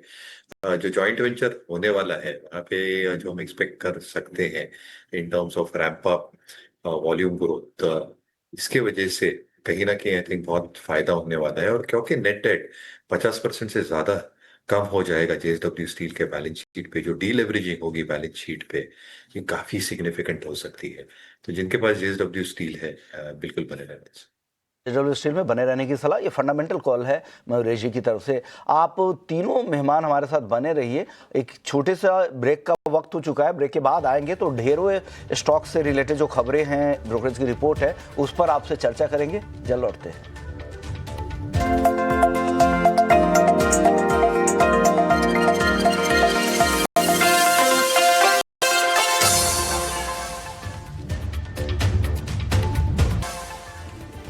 पावर ट्रेड में आपका स्वागत है और हमारे चारों एक्सपर्ट्स आपके साथ बने हुए मयूरेश जोशी जी हैं, कुणाल परार हैं, प्रदीप हल्दर हैं और साथ ही रत्नेश गोयल जी भी। आप सभी मेहमानों का बहुत बहुत शुक्रिया, आप लोगों ने वक्त निकाला है हमारे दर्शकों के लिए। एक और स्टॉक है जिस पे चर्चा कर लेते हैं। रत्नेश जी, आपसे पूछूंगा IEX को लेकर, जो इलेक्ट्रिसिटी के जो ट्रेडेड वॉल्यूम है उसमें काफ़ी अच्छा इजाफा दिखा है और साथ ही खबर भी है कि मार्केट कपलिंग को लेकर हो सकता है कि वो रूल्स लागू होने से पहले कुछ उस पर सुनवाई करना, सफाई आने की बात चल रही है। अब देखते हैं क्या कुछ होता है। 6 जनवरी तक की वो डेडलाइन भी तय की गई है। IEX को लेकर क्या लग रहा है, कुछ पॉजिटिविटी यहाँ से दिख रही है सर चार्ट पर? देखिए, न्यूज बेस थोड़ा सा कह सकते हैं मोमेंटम, बाकी IEX में आप देखें तो काफी टाइम से अंडर परफॉर्मेंस देखने को मिल रहा है, कंटिन्यू लोअर लो फॉर्मेशन बन रहा है। हालांकि अभी यहाँ पे जरूर एक 125 130 35 रुपए की रेंज में का यहाँ पे कंसोलिडेशन एक मल्टीपल सपोर्ट जरूर ले रहा है। लंबी तेजी की उम्मीद तो हाल फिलहाल चार्ट पे नहीं है मेरे हिसाब से। यहाँ पे 100 कुछ भी थोड़ा बहुत पॉजिटिव न्यूज आती है तो 160 165 तक हमको बाउंड्री देखने को मिल सकता है। तो जिन्होंने निचले लेवल पे ले रखा है उनको जरूर मेरी मुनाफा वसूली करने की सलाह रहेगी। यहाँ पे 160 के आसपास में आता है तो एक स्टॉप लॉस लगा के 135 रुपए के स्टॉप लॉस से अभी थोड़ी सी पोजीशन को होल्ड करें। ओके, पोजीशन को। रत्नेश जी, एक और सवाल बैंक ऑफ महाराष्ट्र को लेकर लेते हैं। कल रिटेल इन्वेस्टर्स के लिए खुला हुआ था OFS के जो बिडिंग के जो प्राइस थे ना, वो कल मार्केट प्राइस के आसपास ही के दिख रहे थे और हालांकि 54 का फ्लोर प्राइस था लेकिन बिडिंग 56 पॉइंट समथिंग पे ही हो रहा था। कुछ बहुत ज्यादा उसमें उत्साह नहीं था निवेशकों के लिए, कुछ ऐसा कुछ दिख नहीं रहा था। क्या लग रहा है सर, बैंक ऑफ महाराष्ट्र अब यहां से किस तरह की चाल दिख रही है आपको? क्या आपको गिरावट तो और नहीं दिख रही कि पता चला कि उसके नीचे ही मिल जाए मार्केट, सेकेंडरी मार्केट से ही लोगों को? बिल्कुल, देखिए बैंक ऑफ महाराष्ट्र में हाल फिलहाल में ऐसे कोई एक लंबा कंसोलिडेशन चल रहा है। अभी किसी जगह यहाँ पे पॉजिटिव फॉर्मेशन नहीं है। OFS के बाद में जिन्होंने HNI में बीट करी तो उनको थोड़ा बहुत जरूर कुछ मिला है, पर यहाँ पे रिटेल निवेशकों के लिए तो कुछ ज्यादा उसमें बचा नहीं है। मुझे नहीं लगता कि बहुत बड़ी तेजी यहाँ पे देखने को मिलेगी। जिन्होंने भी लिया है 54 रुपए का स्टॉप लॉस में लगाने की सलाह रहेगी। यहाँ पे कुछ 58 या 58-50 तक भी आता है तो वहाँ पे मुनाफा वसूली करना चाहिए। चलिए कुछ और स्टॉक्स पे लेते हैं। इंडिगो को लेकर चर्चा करना जरूरी है कि ऑपरेशन अगले 48 घंटे तक और यहाँ पे डिस्टर्ब रहेंगी, कंपनी की तरफ से कहा गया है। और कहा गया कि टेक्निकल दिक्कतें और क्रू नियमों में बदलाव की वजह से ये असर हुआ है। हालांकि जो प्राइसेस अगर आप देखेंगे, अभी फेस्टिवल सीजन से जो हुआ है प्राइसेस बढ़ना, अब वो एयर एंड जो आपके हॉलीडे सीजन है उस तक काफ़ी ज़्यादा प्राइसेस है। फ्लाइट्स के जो नॉर्मल जो बीजी रूट्स है जिसमें नॉर्मल प्राइसेस रहते थे वहाँ पर भी काफ़ी ज़्यादा महंगे प्राइस दिख रहे हैं। एक राय आपसे लूँगा मयूरेश जी, क्या लग रहा है इंडिगो को लेकर, क्या राय बन रही है? प्राइस, ये मार्जिन तो बेहतर क्लॉक कर ही रहे हैं, इनकी डिमांड तो है ही, लेकिन भले ही दिक्कतें हैं, उड़ानें कैंसिल हो रही हो, तो शेयर पर क्या असर होगा? फंडामेंटल क्या व्यू है सर इंडिगो को लेकर? ये ऑब्वियसली एक सेंटिमेंटल रिएक्शन होगा, क्योंकि आई थिंक ये क्रू कैंसिलेशन जो हम देख रहे हैं, ATC सिस्टम फेलियर है, एयर स्पेस रिस्ट्रिक्शंस हैं आज के तारीख में, जिसके वजह से obviously I think Q3 numbers में थोड़ा एक डैम्पनिंग इफेक्ट देखा जा सकता है। बट आज के तारीख में I think they are still dominating the market share, और इसके वजह से मुझे लगता है आई थिंक जितनी भी ऑपरेशनल इनकी फ्लाइट्स रहेगी, I think they will still garner a significant market share out of that. नई फ्लीट एडिशंस जो कॉम्पिटिटर्स की होने वाली भी है उसमें भी थोड़ा समय लगने वाला है। But with all these disruptions, जैसे मैं कह रहा था, उसके वजह से ऑब्वियसली Q3 नंबर्स पे इम्पैक्ट आएगा, तो सेंटिमेंटल इम्पैक्ट जरूर आएगा इंडिगो पे। बट अगेन, अनलेस कंपटीशन की एक फ्लीट साइज बढ़ती है, अनलेस क्रूड की कीमतें बहुत ज्यादा यहाँ से उछाल देती है, जो एक बड़ा रिस्क फैक्टर होता है एविएशन कंपनीज के लिए, कोई डायरेक्ट प्लेस इंटरग्लोब को छोड़ के एविएशन इंडस्ट्री के लिए आज के तारीख में इन्वेस्टर्स के पास बचते नहीं। तो आप एक तरह का कह सकते हैं कि यहाँ पे इस मार्केट में, स्टॉक मार्केट में और कोई इन्वेस्टमेंट के लिए आपके पास कुछ है ही नहीं। स्पाइसजेट ऑलरेडी बैक सीटेड है और यहाँ पर कह सकते हैं कि भले ही ओलिगोपोली मार्केट दिख रहा हो लेकिन है इनकी मोनोपोली ही। अगर, और इसी वजह से इनके अगर फ्लाइट कैंसिल होते हैं तो अचानक से प्राइसेस भी शूट अप करते हैं। एक और स्टॉक है उस पर चर्चा कर लेते हैं, पेट्रोनेट LNG। ONGC के साथ कंपनी ने इथेन अनलोडिंग स्टोरेज के लिए 15 साल का करार किया है। प्रदीप जी, आपकी राय क्या है पेट्रोनेट LNG पर? देखिए, देखेंगे अगर चार्ट में अभी 268 के आसपास का प्राइस है तो ओवरऑल लास्ट 3 से 4 महीना लगातार एक डाउन ट्रेंड में ही है एंड कंटिन्यूअसली लोअर लो लगा के नीचे आ रहा है। एक टेक्निकली सपोर्ट लिया था ऑलमोस्ट 278 280 के आसपास, लेकिन वो भी उसके बाद फिसल गया। तो अभी के लिए हमें लगता है कि एक बार सपोर्ट है 254 के आसपास, 254 एक बार विजिट हो सकता है। 254 को अगर सपोर्ट नहीं लेता है तो और भी थोड़ा नीचे जा सकता है, लेकिन अभी यहाँ पे कोई फ्रेश बाय करने का सलाह नहीं रहेगा पर्टिकुलर स्टॉक में। लेकिन ओवरऑल अगर किसी का लॉन्ग टर्म व्यू है at least minimum of 12 to 15 months, तो आप बने रह सकते हो with strictly stop loss of 254।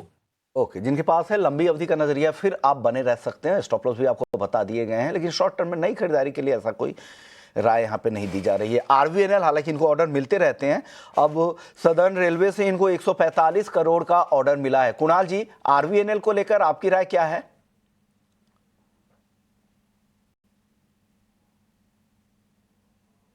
Kunal ji unmute कीजिएगा, और आरवीएनएल पे मेरा सवाल था।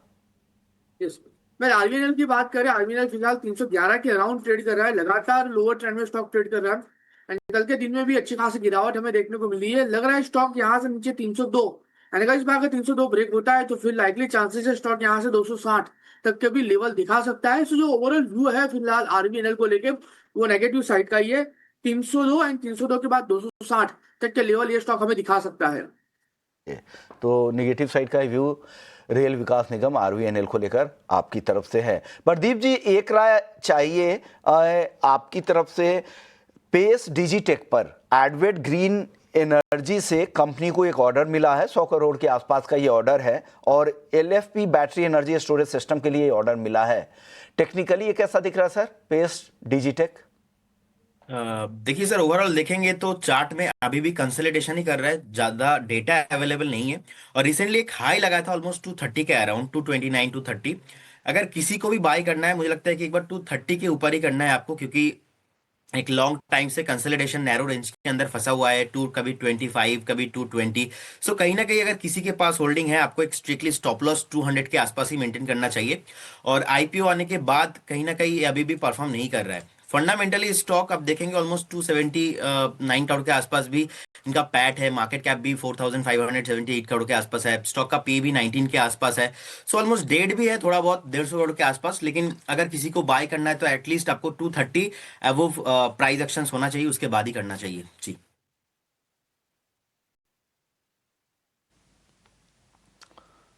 ठीक है, पेस डिजिटेक छोटी कंपनी बट खबर ठीक ठाक है। इसके लिए ऑर्डर साइज भी इस कंपनी के लिहाज से देखेंगे तो बढ़िया है ये। लेकिन एक बार जरा ना बैंकिंग पर व्यू लेना चाहेंगे।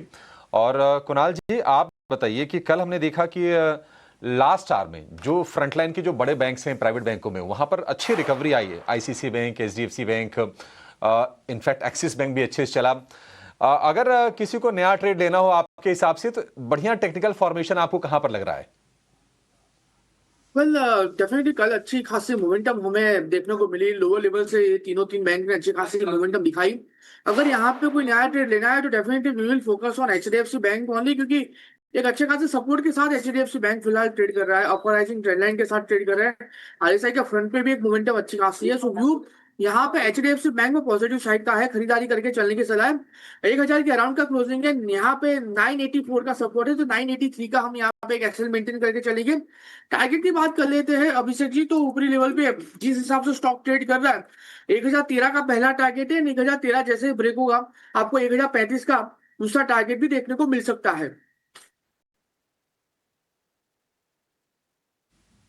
ठीक है, 1035 तक के टारगेट आ सकते हैं एचडीएफसी बैंक के शेयर में। मयूरेश जी, आपसे भी ना बैंकिंग पर ही व्यू चाहिए, लेकिन सरकारी बैंकों पर चाहिए। अब ये सरकारी बैंक तो मोमेंटम में ऑलरेडी थे, लेकिन पिछले 1-1.5 महीने में जो खबरें आई कि नहीं डाइवेस्टमेंट, इसमें एफडीआई की जो लिमिट है वो थोड़ी सी बढ़ जाएगी, यहाँ से 20 से बढ़कर 49% होने की खबरें आ रही थी, और कंसोलिडेशन की बातचीत चल रही थी। अब इन दोनों ही चीज़ों को सरकार ने खारिज कर दिया है। और हम देख रहे हैं कि कल के सत्र में तो बड़ी तगड़ी पिटाई हुई। एसबीआई की बात करें, 1000 रुपये वाला शेयर 950 का हो गया। वही हालत बाकी और शेयरों की भी है। ये जो तेजी बनी है कहीं रिवर्स तो नहीं हो जाएगी मयूरेश जी? या फिर आपको लगता है कि इनके फंडामेंटल्स इतने स्ट्रांग हैं कि ज्यादा इंपैक्ट आएगा नहीं, और ये डिप एक बाइंग की अपॉर्चुनिटी बन सकती है? मॉर्निंग अभिषेक जी। नहीं, एक सेंटिमेंटल इफेक्ट मुझे लगता है स्टॉक्स पे ऑलरेडी आ चुका है खबर के बाद। और ये खबर कोई ड्राइविंग खबर नहीं होती, क्योंकि खबर से कोई fundamental change core bank balance sheets पे नहीं होता। दूसरी चीज, जैसे बैंक्स की परफॉर्मेंस रही है, पीएसयू बैंक्स की काफी सराहनीय रही है। एडवांस डिपॉजिट रेशियोज काफी ठीक ठाक है, एसेट क्वालिटी में प्रेशर्स दिख नहीं रहे, इनफैक्ट काफी स्टेबल और थोड़े बेसिस पॉइंट से कम ही हो रहे हैं। प्रोविजनिंग बैंक बैलेंस शीट्स पे काफी तगड़ी है। कैपिटल एडिक्वेसी चुनिंदा बैंकों के लिए काफी अच्छा लग रहा है। जो उम्मीद लगाए हम बैठे हैं in terms of advance deposit growth अगले कुछ तिमाहियों तक, वो भी ठीक ठाक लग रही है। जो कासा डिटेरियोरेशन है, the worst is probably over. तो ये सारी पहलू अगर हम एक पेंसिल इन करते हैं पीएसयू बैंक्स के लिए और फिर एक वैल्यूएशन स्टैकअप करते हैं, तो अभी भी आई थिंक ये यूनिवर्स थोड़ा अट्रैक्टिव लग रहा है। हालांकि इसमें थोड़ा आपको स्पेसिफिक होना पड़ेगा, और इसके वजह से हमें लगता है जो रेटिंग रैंकिंग्स हम देखते हैं मार्केट्स में इंडिया में, वहां पे आई थिंक एसबीआई तो अच्छा लग ही रहा है with the large cap names, but with in the mid cap spaces bank of Maharashtra हुआ, बैंक ऑफ बड़ौदा हुआ, हमें लगता है आई थिंक जो अर्निंग्स की ट्रेजेक्टरी है स्पेसिफिकली ये बैंकों के लिए और सारे जो पहलू मैं कह रहा था, ये थोड़े रिलेटिवली बेटर प्लेस्ड है। तो हमारे ओपिनियन में आई थिंक सेंटिमेंटल रिएक्शन आ चुका है, बट बैलेंस शीट ग्रोथ और स्ट्रेंथ शायद चुनिंदा बैंकों के लिए कंटिन्यू।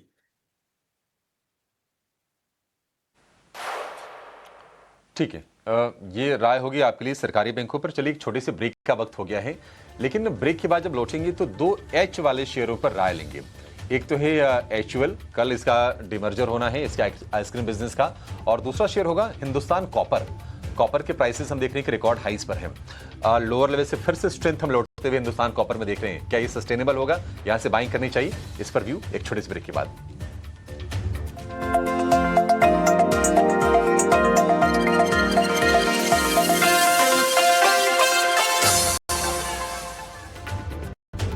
से हमारे 3 एक्सपर्ट बने हुए हैं। मयूरेश जोशी जी हैं, कुणाल परार है और प्रदीप हल्दर भी हैं, और साथ ही अभिषेक सतव्रतम भी हैं नोएडा स्टूडियो से। आप सभी मेहमानों का बहुत बहुत शुक्रिया। कुछ ही सेकेंड्स में आपके प्री ओपनिंग ट्रेड्स के नंबर्स आपके स्क्रीन पर आने शुरू हो जाएंगे। लेकिन चलिए, प्री ओपनिंग के डेटा तो स्क्रीन पर लगातार हम दिखा ही रहे हैं, और यहाँ पर साफ कमजोरी के संकेत अभी प्री ओपनिंग ट्रेड में दिख रहे हैं।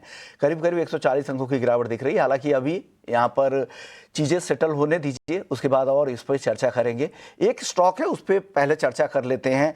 वो है जो एक बिल आया है टोबैको प्रोडक्ट्स को लेकर, इसको लेकर चर्चा करनी जरूरी है। मयूरेश जी से चर्चा शुरू करते हैं। Mayuresh ji, central excise amendment bill pass हो गया है और 3 कंपनियां इस पे काफ़ी ज़्यादा फोकस में रहेगी, गॉडफ्रे फिलिप्स, आईटीसी और वीएसटी इंडस्ट्रीज। नए टैक्स की जो तैयारी है, उससे क्या लग रहा है सरकार ये कि इसके पीछे क्या मंशा ये है कि वो उनके लिए आसान होगा कभी भी इस टैक्स को वापस से बढ़ाया जा सके, इस वजह से इन्होंने जीएसटी कॉम्पनसेशन से खत्म होने से पहले इस तरह के कदम उठाया सरकार ने?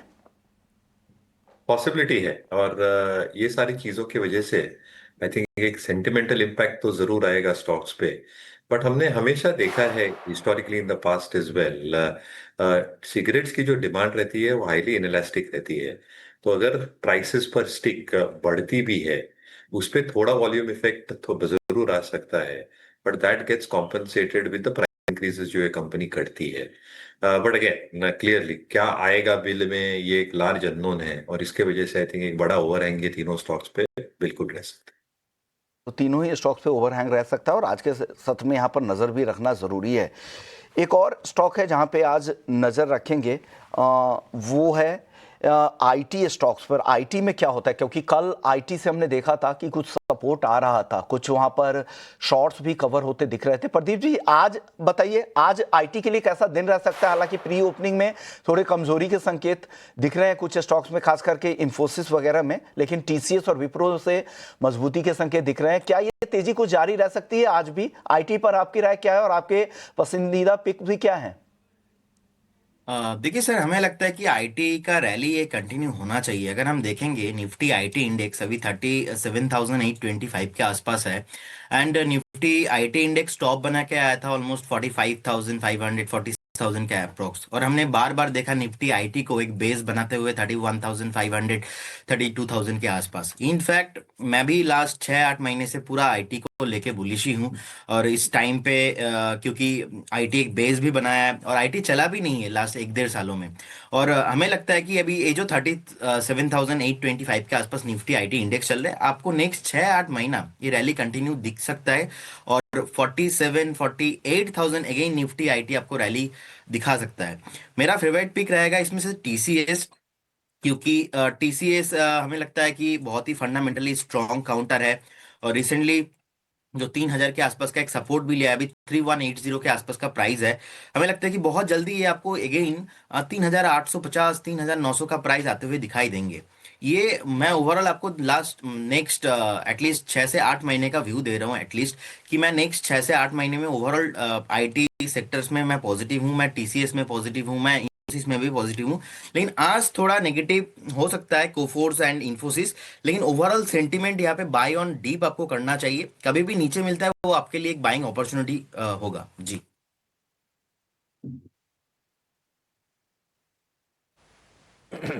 ठीक है, आईटी शेयर तो आज फोकस में रहेंगे और मे भी थोड़ा सा ना सपोर्ट आपको रुपए की कमजोरी से मिलते हुए दिखे, क्योंकि रुपए की जो शुरुआत हुई है वो फिर से रिकॉर्ड निचले स्तर पर हुई है और थोड़ा मोड़ा नहीं। आप देखिए 22 पैसे कमजोर हो गया, यानी कि कल हमने देखा था कि जहां पर क्लोजिंग हुई 90 रुपये 19 पैसे, आज उसमें आप 22 पैसे और जोड़ लीजिए और ये लेवल आपको स्क्रीन पर दिखाई देंगे। करीब करीब 90 रुपये 50 पैसे की तरफ तो रुपया बढ़ चला है, तो वीकनेस लगातार जारी है। और जिस तरह से हम देख रहे हैं कि यूएस अमेरिका के ट्रेड डील में डिले हो रहे हैं, ये भी इम्पैक्ट कर रहा है, एफआईएस की तरफ से आउटफ्लो हो, तो ये तमाम चीजें परेशान कर रही हैं। और इससे इम्पैक्टेड एक शेयर है ईएमएस कैटेगरी में भी, इनफैक्ट सारी ईएमएस कंपनीज इम्पैक्टेड होती हैं, क्योंकि अपने कंपोनेंट्स वगैरह जो इंपोर्ट करती हैं फिर वो चीजें उनको महंगी पड़ती हैं। कल हमने देखा कि डिक्सन टेक का जो शेयर था करीब करीब 3% टूट गया, 14,000 रुपए के आसपास के भाव आ गए हैं और 19-19,500 रुपए के प्राइसेस थे, वहां से गिरते गिरते 14,000 रुपए के आसपास हैं। इस पर एक व्यू चाहिए आपसे मयूरेश जी। डिक्सन हो, केन्स टेक हो, काफी ज्यादा हमने सेलिंग देखी है, हालांकि वैल्यूएशंस भी काफी ज्यादा ऊंचे हो गए थे, लेकिन उस वैल्यूएशंस पर भी मुझे याद है कि नोमुरा जैसे या फिर कुछ और ब्रोकरेजेस कह रहे थे कि 22,000 तक शेयर जाएगा ये, लेकिन ये तेजी रिवर्स हुई है। कैसे आप देख रहे हैं, एंट्री करने के लिए मौके आ रहे हैं या फिर वेट एंड वॉच के मूड में रहे और अभी दूर रहें? वेट एंड वॉच ही करना चाहिए अभिषेक जी, मुझे लगता है। I think it's not just related to this news, ये डॉलर और एक्सचेंज इक्वेशन शायद थोड़ा बेहतर भी हो जाए, बट जनरली अगर आप देखें कि जो हम उम्मीद भटाए बैठे हैं कि वैल्यूएशन री रेटिंग इस आधार पे होना चाहिए, they are already trading at very very expensive valuations.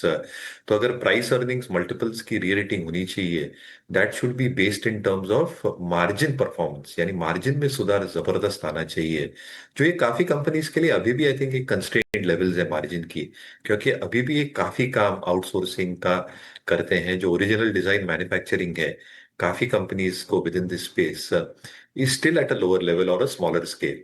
तो अगर आप उम्मीद करते हैं कि अर्निंग्स कंपाउंड होंगे बहुत जबरदस्त स्पेस में, जो हो सकता है, पर अगर मार्जिन्स के साथ इसको सपोर्टिव नहीं रहेगा, यानी मार्जिन एक्रीशन नहीं होगा, तो वैल्यूएशन री रेटिंग करना at least from the next 2 years perspective थोड़ा मुश्किल हो जाता है। लॉन्ग ड्रॉन प्ले ऑब्वियसली अच्छे हैं, बट कहीं ना कहीं I think immediate short to medium term perspective price में सारी चीजें पेंसिल हो चुकी।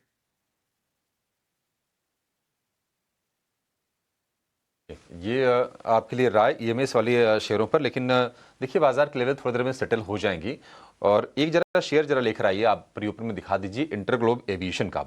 अब तो ये निफ्टी का पार्ट है और जिस तरह से 2 दिन में करीब 300 उड़ानें इनकी कैंसिल हुई हैं या फिर डिले हुई हैं, उसके बाद डीजीसीए के रडार पर भी ये कंपनी है, मतलब माफ़ी तो मांगी है अपने जो भी इनके मुसाफिर हैं, लेकिन परेशानी बढ़ रही है। काफ़ी टाइम के बाद हम देखेंगे कि आज 5,500 रुपये वाला स्तर भी टूटेगा। वीक स्टार्ट के पूरे आसार दिखाई दे रहे हैं, तो ये फोकस में रहेगा। लेकिन इसके अलावा और कौन से शेयर आज आपके रडार पर होने चाहिए, जरा समझ लेते हैं विस्तार से। हमारे सहयोगी रविंदर जुड़ गए हैं 9 के नवरत्न की पूरी लिस्ट लेकर। रविंदर बताइए। जी, तो सबसे पहले हम आज शुरुआत करते हैं यहाँ पर ITC, Godfrey Phillips and VST Tiller. ये तीनों ही स्टॉक जो आज के सेशन में फोकस में रह सकते हैं। यहाँ पर लोकसभा ने जो है सेंट्रल एक्साइज अमेंडमेंट बिल पास किया है, जिससे कि जो टोबैको प्रोडक्ट्स पर जो लेविस है वो उसको रिप्रपोज किया जाएगा और जीएसटी कॉम्पनसेशन सेल्स के फेस आउट से पहले। सो इसके चलते इन स्टॉक में आज जो है एक्शन देखने को मिल सकता है। इसी के साथ साथ आज जेएसडब्ल्यू स्टील भी फोकस में रह सकता है। यहाँ पर जो है जेएफई जो है 15,750 करोड़ का इन्वेस्टमेंट करेगा 2 ट्रांचेस में BPSL में, और ये जो है 50-50% का जॉइंट वेंचर होगा। और इसके चलते JSW का के बुक्स में जो है नेट डेट जो है 80 करोड़ से घटकर जो है 37 करोड़ पर हो जाएगा। इंटरग्लोब एविएशन की बात करें तो यहाँ पर इसमें भी आज जो है नेगेटिव एक्शन देखने को मिल सकता है। यहाँ पर कंपनी ने कहा है कि अगले नेक्स्ट 48 आवर्स तक जो है ऑपरेशन डिस्टर्ब रहेंगे, जहाँ पर कंपनी ने रीज़न दिया है कि वेदर इशू, टेक्निकल ग्लिचेस के चलते जो है फ्लाइट ऑपरेशन में जो है डिस्टर्ब रहेगा नेक्स्ट 48 आवर्स के लिए, जिसके चलते इसमें जो है नेगेटिव इंपैक्ट देखने को मिल सकता है। और प्री मार्केट में स्टॉक्स में जो है अप्रॉक्सीमेटली 2% की यहाँ पे गिरावट देखने को मिल रही है। IEX भी की बात करें तो ये भी फोकस में रह सकता है। यहाँ पर IEX ने जो है नवंबर मंथ के ऑपरेशनल अपडेट अनाउंस किए हैं। यहाँ पर जो नवंबर में जो इलेक्ट्रिसिटी ट्रेडेड वॉल्यूम है वो 11.41 बिलियन यूनिट पर देखने को मिला, जिसमें 17.7% की यहाँ पे अपटिक देखने को मिली ईयर ऑन ईयर बेसिस पर। सो इसमें जो है प्री मार्केट में भी इसमें जो एक्शन देखने मिल रहा है। यहाँ पर प्री मार्केट में स्टॉक जो है अप्रॉक्सीमेटली 1.5% ऊपर है। वर्लपूल इंडिया की बात करें तो वर्लपूल इंडिया पिछले कुछ सेशन में काफ़ी फोकस में यहाँ पे गिरावट देखने को मिल रही थी पिछले कुछ सेशन में, और यहाँ पे आज और एक नेगेटिव न्यूज़ आ रही है वर्लपूल इंडिया पे, जहाँ पर GST डिपार्टमेंट से कंपनी को जो है 100 करोड़ का जो है ऑर्डर मिला है, जिसके चलते इसमें जो है नेगेटिव इम्पैक्ट देखने को मिल सकता है। पेट्रोनेट LNG की बात करें तो इसमें भी जो है पॉजिटिव न्यूज़ आ रही है। यहाँ पर ONGC के साथ कंपनी ने जो है 15 ईयर्स का एग्रीमेंट साइन किया है ethanol unloading, storage and handling services के लिए, जिसके चलते इसमें एक्शन देखने को मिल सकता है। यहाँ पर प्री मार्केट में जो है 1% के आसपास की तेजी देखने को मिल रही है। ऑर्डर विन के चलते RVNL फोकस में रह सकता है, जहाँ पर कंपनी को जो है साउथ रेलवे से LOA मिला है, और जो कॉन्ट्रैक्ट का जो वैल्यू है 145 करोड़ का है। पेस डिजिटेक भी जो है फोकस में रह सकता है ऑर्डर विन के चलते। यहाँ पर कंपनी के जो सब्सिडरी है उसको अप्रॉक्सीमेटली 100 करोड़ का जो है ऑर्डर मिला है LF battery energy storage system के लिए। आखिर में बात करेंगे बायोकॉन की, जहाँ पर बायोकॉन की जो है बोर्ड मीट है 6 दिसंबर को, यहाँ पर जिससे कि कंपनी जो है फंड रेजर विचार करने वाली है, और साथ ही बायोकॉन बायोलॉजिक्स में इन्वेस्टमेंट प्रपोजल जो है एग्जामिन करेगी board purchase acquisition of securities existing share holder से। सो इसके चलते ये स्टॉक भी जो आज फोकस में रह सकता है। ठीक है, ये तमाम स्टॉक 9 के 9 स्टॉक आज फोकस में रहेंगे। और एक बार ना इंटरग्लोब एविएशन पर मैं आपसे कुणाल जी व्यू लेना चाहूँगा। रेंज का आज हम ब्रेकडाउन देखेंगे शायद शेयर में। क्या इंटरग्लोब एविएशन यहाँ से आप शॉर्ट करने की सलाह देंगे? बेच के पैसे बन जाएंगे मंदी करके? सर इंडिगो एविएशन में अगर शॉर्ट करके चलने की सलाह नहीं रहेगी, क्योंकि आप देखिए प्री ओपनिंग में 5,520 के अराउंड का ये ओपनिंग दिखा रहा है, 1.5% नीचे है, एंड ऊपरी लेवल पे जो रेजिस्टेंस आ रहा है वो आपका आ रहा है 5,680 के अराउंड। तो ऐसे भी रिस्क रेट इतना फेवरेबल नहीं है।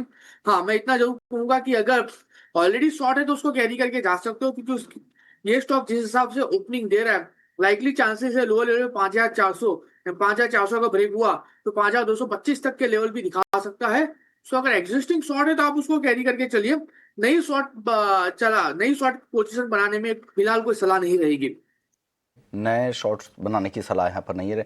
हमने बैंकिंग की चर्चा की थी, लेकिन कुछ mid cap small cap banks पर भी बातचीत कर लेते हैं, जिसमें Yes Bank, City Union, Karnataka, इन बैंक्स को लेकर क्या कुछ होने वाला है?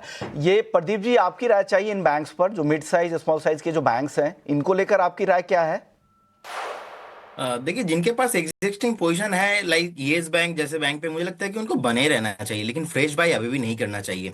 हमने उस टाइम से देखा जब से राणा कपूर जी ने बोला था कि येस बैंक हमारे लिए डायमंड है, हम 3 जनरेशन नहीं बेचेंगे। उसके बाद येस बैंक का क्या हाल हुआ अलग। उसके बाद तो बिजनेस मॉडल थोड़ा बहुत एक्विजिशन हुआ, चेंजेस हुआ, हमने देखा येस बैंक थोड़ा 52 लो से भी ऊपर आया है। बहुत टाइम से येस बैंक आप देखेंगे एक नैरो रेंज के अंदर फंसा हुआ है, 19 से 23-24 के आसपास। इनफैक्ट मैं मेरा व्यू को बदलूंगा एटलीस्ट 26 के ऊपर। 26 के ऊपर अगर कभी भी मंथली क्लोजिंग मिलता है देन वी शुड थिंक कि एटलीस्ट नहीं, चलो ये येस बैंक के लिए कुछ अच्छा आ भी सकता है। लेकिन अभी भी मुझे लगता है कि अगर किसी के पास पोजीशन है एग्जिस्टिंग, आप बने रहिए with strictly stop loss of 20.50 Yes Bank के साथ, लेकिन फ्रेश पोजीशन अभी नहीं बनाना चाहिए as a investors. City Union Bank पे मुझे लगता है कि 275 के आसपास का प्राइस है और मैं इसमें पॉजिटिव हूं, और मुझे लगता है कि चार्ट में जिस तरीके का ब्रेकआउट है और ब्रेकआउट के बाद जो सस्टेनेबिलिटी है वो भी मेंटेन हो रहा है, कहीं ना कहीं 295 300 जाने के लिए रेडी हो रहा है। ओके चलिए सर, लेकिन अभी रुपए पे चर्चा करना जरूरी है क्योंकि रुपया ने आज 90 रुपए 42 पैसे का नया रिकॉर्ड निचला स्तर बना दिया है। 2.25% 3 महीने में और 6 महीने में 5.5% की गिरावट रुपए में आ चुकी है। बातचीत करने के लिए अनिल बैनर्जी साहब हैं, हेड ऑफ कमोडिटी और करेंसी के हेड हैं कोटक सिक्योरिटीज से। Anil sir, good morning. क्या हो रहा है सर, रुपए में इतनी गिरावट, क्या कुछ राहत की उम्मीद नहीं है? आज तो डॉलर इंडेक्स भी नीचे था। हाँ नमस्कार, thank you for having me. Actually rupee में फिलहाल के लिए वो आरबीआई पॉलिसी तक एक प्रेशर बना हुआ है क्योंकि market is anticipating a rate cut, तो उसके वजह से एक प्रेशर है। और दूसरा 90 का लेवल क्रॉस करते ही एक स्पेकुलेटिव प्रेशर भी मार्केट में आ गया क्योंकि काफी सारे इम्पोर्टर्स का स्टॉप लॉसेस थे। जो स्पेकुलेटर्स है ऑफशोर मार्केट में, मतलब एनडीएफ में, उनका भी स्टॉप लॉसेस थे 90 के ऊपर, क्योंकि उनका ये कहना था कि आरबीआई आके डिफेंड करेगा 90, तो वो हुआ नहीं। तो इसके वजह से वो स्पेकुलेटिव बाइंग भी अभी चल रहा है और हो सकता है कि अगर ऐसा ही चलता रहा तो 91 का लेवल भी शॉर्ट टर्म में दिख सकता है। सेकंड में बताइएगा सर, आप अपना रेंज बता दीजिए, डॉलर के मुकाबले रुपए का रेंज। नीचे में 90 और अपसाइड में 91। ओके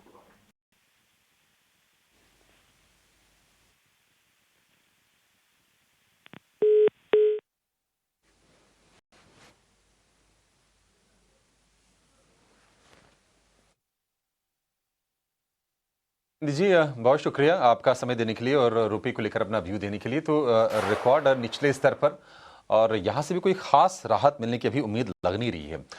लेकिन चलिए चलते हैं बाजार की ओपनिंग की तरफ। और आज जो शुरुआत होगी, गिफ्ट निफ्टी जो दिखा रहा था उसके हिसाब से तो थोड़ा आपको बेहतर जरूर लगेगा, लेकिन लाल निशान में ही इंडेक्स की शुरुआत होगी। निफ्टी 4 अंक नीचे खुलने जा रहा है। निफ्टी बैंक की बात करें तो जो गिरावट होगी करीब 60 अंकों के आसपास की होगी। और आज हम देखें कि जेएसडब्ल्यू स्टील ने जो भी लॉसेस थे कल जेएफई वाली खबर आने के बाद, जो हमने एक नीजर करेक्शन देखा था, रिकवरी तो आ गई थी, लेकिन आज अच्छी स्ट्रेंथ के साथ ही खुलने जा रहा है। शेयर करीब 1.5% ऊपर आपको खुलता हुआ दिखाई देगा। हिंडाल्को में तेजी लगातार है, 1% के मूव आज के सत्र में आज हम देखेंगे। और आईटी शेयरों पर आप नजर बना के चलेगा। आईटी हो गया, फार्मा हो गया, टेक्सटाइल, ये कुछ स्टॉक्स हैं जो रुपये से रिलेटेड हैं कि इनके लिए चूंकि कमाई इनकी आती है डॉलर में, तो डॉलर की जो स्ट्रेंथ है इनको फायदा थोड़ी पहुंचा और सकती है। इन पर नजर बना के चलेगा। लेकिन इंटरग्लोब एविएशन आज कमजोर शुरुआत के लिए तैयार है। निफ्टी में सबसे ज्यादा गिरने वाला शेयर दिखाई दे रहा है। प्री ओपन में करीब 1.5% के आसपास की नरमी है। शुरुआत हो गई है और बाजार खुलने के बाद हम देख रहे हैं कि थोड़ा सा नीचे जाते हुए दिखाई दे रहे हैं आपको। निफ्टी लाल निशान में, निफ्टी बैंक लाल निशान से हरे निशान में जूझ रहा है। सपाट कारोबार आप होते हुए देखेंगे। और सेंसेक्स की बात करें तो 45 अंकों की हल्की सी गिरावट है, ज्यादा वहां पर दिक्कत की बात है नहीं। इंटरग्लोब एविएशन, जैसे कि हम आशंका जता रहे थे कि आज ये शेयर टूटेगा, और देखिए टूट रहा है। करीब 3% की गिरावट है क्योंकि फ्लाइट्स को लेकर काफी डिसरप्शंस हैं। हम देख रहे हैं कि टेक्निकल ग्लिचेस के चलते कंपनी ने ये कहा है कि नहीं एविएशन कंजेशन भी उसकी वजह है। शेड्यूल्स में शेड्यूल के चलते कुछ चेंजेस हैं, उसका असर पड़ रहा है। लेकिन आज पिटाई हो रही है। 3% शेयर ये टूट गया है और 5,400 रुपए के आसपास के भाव हैं। काफी टाइम के बाद, अगस्त के बाद हमने देखा नहीं था कि शेयर ये 5,500 के नीचे गया हो, लेकिन आज ये गया है। और टॉप लूजर निफ्टी में फिलहाल आपको दिखाई देगा और वायदा का भी सबसे ज्यादा गिरने वाला ये शेयर है इंटरग्लोब एविएशन। इस पर आगे बातचीत करेंगे, आप नजर बना के इस पर रखिएगा। लेकिन आज सपोर्ट कहां से? जेएसडब्ल्यू स्टील इकलौता शेयर है जहां पर 1% की तेजी हम निफ्टी में देख रहे हैं। और उसके अलावा जो सपोर्ट है वो आईटी का आज जारी है। टीसीएस, विप्रो, एचसीएल टेक, ये तीनों के तीनों शेयर आपको आज मजबूती के साथ कारोबार करते हुए दिखाई देंगे। और अगर आप एफएनओ में देखेंगे तो कुछ शेयर से पीवी फिनटेक हो गया, मजबूत है। परसिस्टेंट एम्फेसिस में भी आज हम तेजी देख रहे हैं। कोफोर्ज में करीब 1% के आसपास की तेजी है। पेट्रोनेट का शेयर करीब 2% ऊपर आपको कारोबार करता हुआ दिखाई देगा। बायोकॉन में कल हमने स्ट्रेंथ देखी थी। बायोकॉन में आज हम देख रहे हैं कि गिरावट पर शुरुआत हुई और 2% नीचे 400 रुपए के लेवल को होल्ड करने की कोशिश फिलहाल ये शेयर करता हुआ आपको दिखाई देगा। डिलीवरी है कमजोर, अशोक लेलैंड में आ रही है थोड़ी सी प्रॉफिट टेकिंग। ये है कुछ वायदा वाले शेयर। निफ्टी बैंक की जो गिरावट है वो हो गई 90 अंकों की। कल हमने देखा था कि लोअर लेवल से 400-450 अंकों की रिकवरी के बाद हरे निशान में आया था। आज फिर से प्रेशर बिल्ड होते हुए दिख रहा है। आज अगर आप इंडिया विक्स देखेंगे तो ये भी करीब 3.5% नीचे है। 11 के नीचे इंडिया विक्स आ गया है। क्या ये सपोर्ट भारतीय बाजारों को करेगा? देखते हैं। लेकिन एडवांस डिक्लाइन रेशियो तो आज वीक है, 1150 शेयर कमजोर है और करीब 1000 शेयरों में देख रहे हैं कि मजबूती का रुख है। जेएसडब्ल्यू स्टील भी अपनी जो शुरुआती तेजी है उसको गंवाता हुआ दिख रहा है। जो गेंस रह गए हैं सिर्फ 0.25% के रह गए हैं, तो काफी तेजी से नीचे आया है। एक बार जरा इंडेक्स चेक करते हैं कि इंडेक्स की सिचुएशन क्या दिखाई दे रही है। आईटी से आज सपोर्ट आप देखेंगे, लेकिन इंडेक्स करीब 0.4% ऊपर है। इसके अलावा हम देख रहे हैं कि मेटल में थोड़ी बहुत बाइंग है, ऑयल एंड गैस में हल्की सी सिलेक्टिव बाइंग है, ऑटो में सिलेक्टिव बाइंग आज हम देख रहे हैं। लेकिन जो प्रेशर है वो रियल एस्टेट में है, और इसके अलावा सरकारी बैंकों का भी खेमा निराश आज कर रहा है। ये कुछ पैक हैं जहां पर आज हम गिरावट देख रहे हैं। इसके अलावा इंफ्रा स्टॉक्स में थोड़ी थोड़ी प्रॉब्लम है। एफएमसीजी के शेयरों में भी आज हम गिरावट पर कारोबार होते हुए देख रहे हैं। निफ्टी बैंक की जो 12 शेयर, कल हमने देखा था कि प्राइवेट बैंकों से मोमेंटम अच्छा लौट के आया था, लेकिन आज फिर से थोड़ी सी नरमी होते हुए दिख रही है। आईसीआईसीआई बैंक करीब 0.25% से ज्यादा कमजोर है। जो शेयर तेज हैं और हल्की सी बाइंग है 0.25% के आसपास तक की, एक्सिस बैंक, फेडरल बैंक और इंडसइंड बैंक। इसके अलावा सारे के सारे शेयरों में आज के सत्र में हम कमजोरी देख रहे हैं। बड़े मूवर्स पर एक बार नजर डाल लेते हैं कि तेज रफ्तार आज के सत्र में कहां पर है। तो अगर आप देखेंगे स्पार्क में करीब 4% की तेजी, ये शेयर फिर से मोमेंटम में आज दिखाई दे रहा है। इसके अलावा हम देख रहे हैं कि निपॉन लाइफ में करीब 2.5% की तेजी है। पैट्रोनेट 2.5% ऊपर है। रूट मोबाइल में थोड़ी बाइंग और एक्सटेंड हुई है, 2% ऊपर ये है। हिंदुस्तान कॉपर, हमने कहा था कि इसको आप फोकस में रखिएगा, 2% ऊपर है क्योंकि कॉपर के प्राइसेस रिकॉर्ड हाइस पर गए हैं। शिपिंग कॉर्पोरेशन के 2% ऊपर है। और इसके अलावा हम देख रहे हैं कि मिड कैप आईटी में परसिस्टेंट और कोफोर्ज में अच्छी तेजी हो रही है। बड़े मूवर्स का आज के सत्र में अभाव है। गिरावट कहां पर है? थायरो केयर, हम देख रहे थे कि ये शेयर आज फिर से कमजोरी दिखा रहा है, करीब 2.5% नीचे आपको ये शेयर दिखाई देगा। इंटरग्लोब करीब 2% नीचे। केईसी में 2% की नरमी है। नेटको फार्मा मजबूत था, आज हम देख रहे हैं कि प्रॉफिट टेकिंग हो रही है, करीब 2% नीचे ये शेयर दिखाई देगा। बायोकॉन में कमजोरी है। एस्कॉर्ट्स कुबोटा कल भी कमजोर था, आज भी हम देख रहे हैं कि इसमें गिरावट हो रही है 1.5% के आसपास की। और कंसाई नेरोलैक में 1.5% के आसपास की नरमी है। निफ्टी बैंक करीब 1.25 नीचे। निफ्टी की जो गिरावट है काफी सीमित है, 28-30 अंकों के आसपास की नरमी पर हो रहा है कारोबार। चलेंगे अपने एक्सपर्ट्स के पास और उनसे समझेंगे आपके लिए शानदार ओपनिंग ट्रेड्स।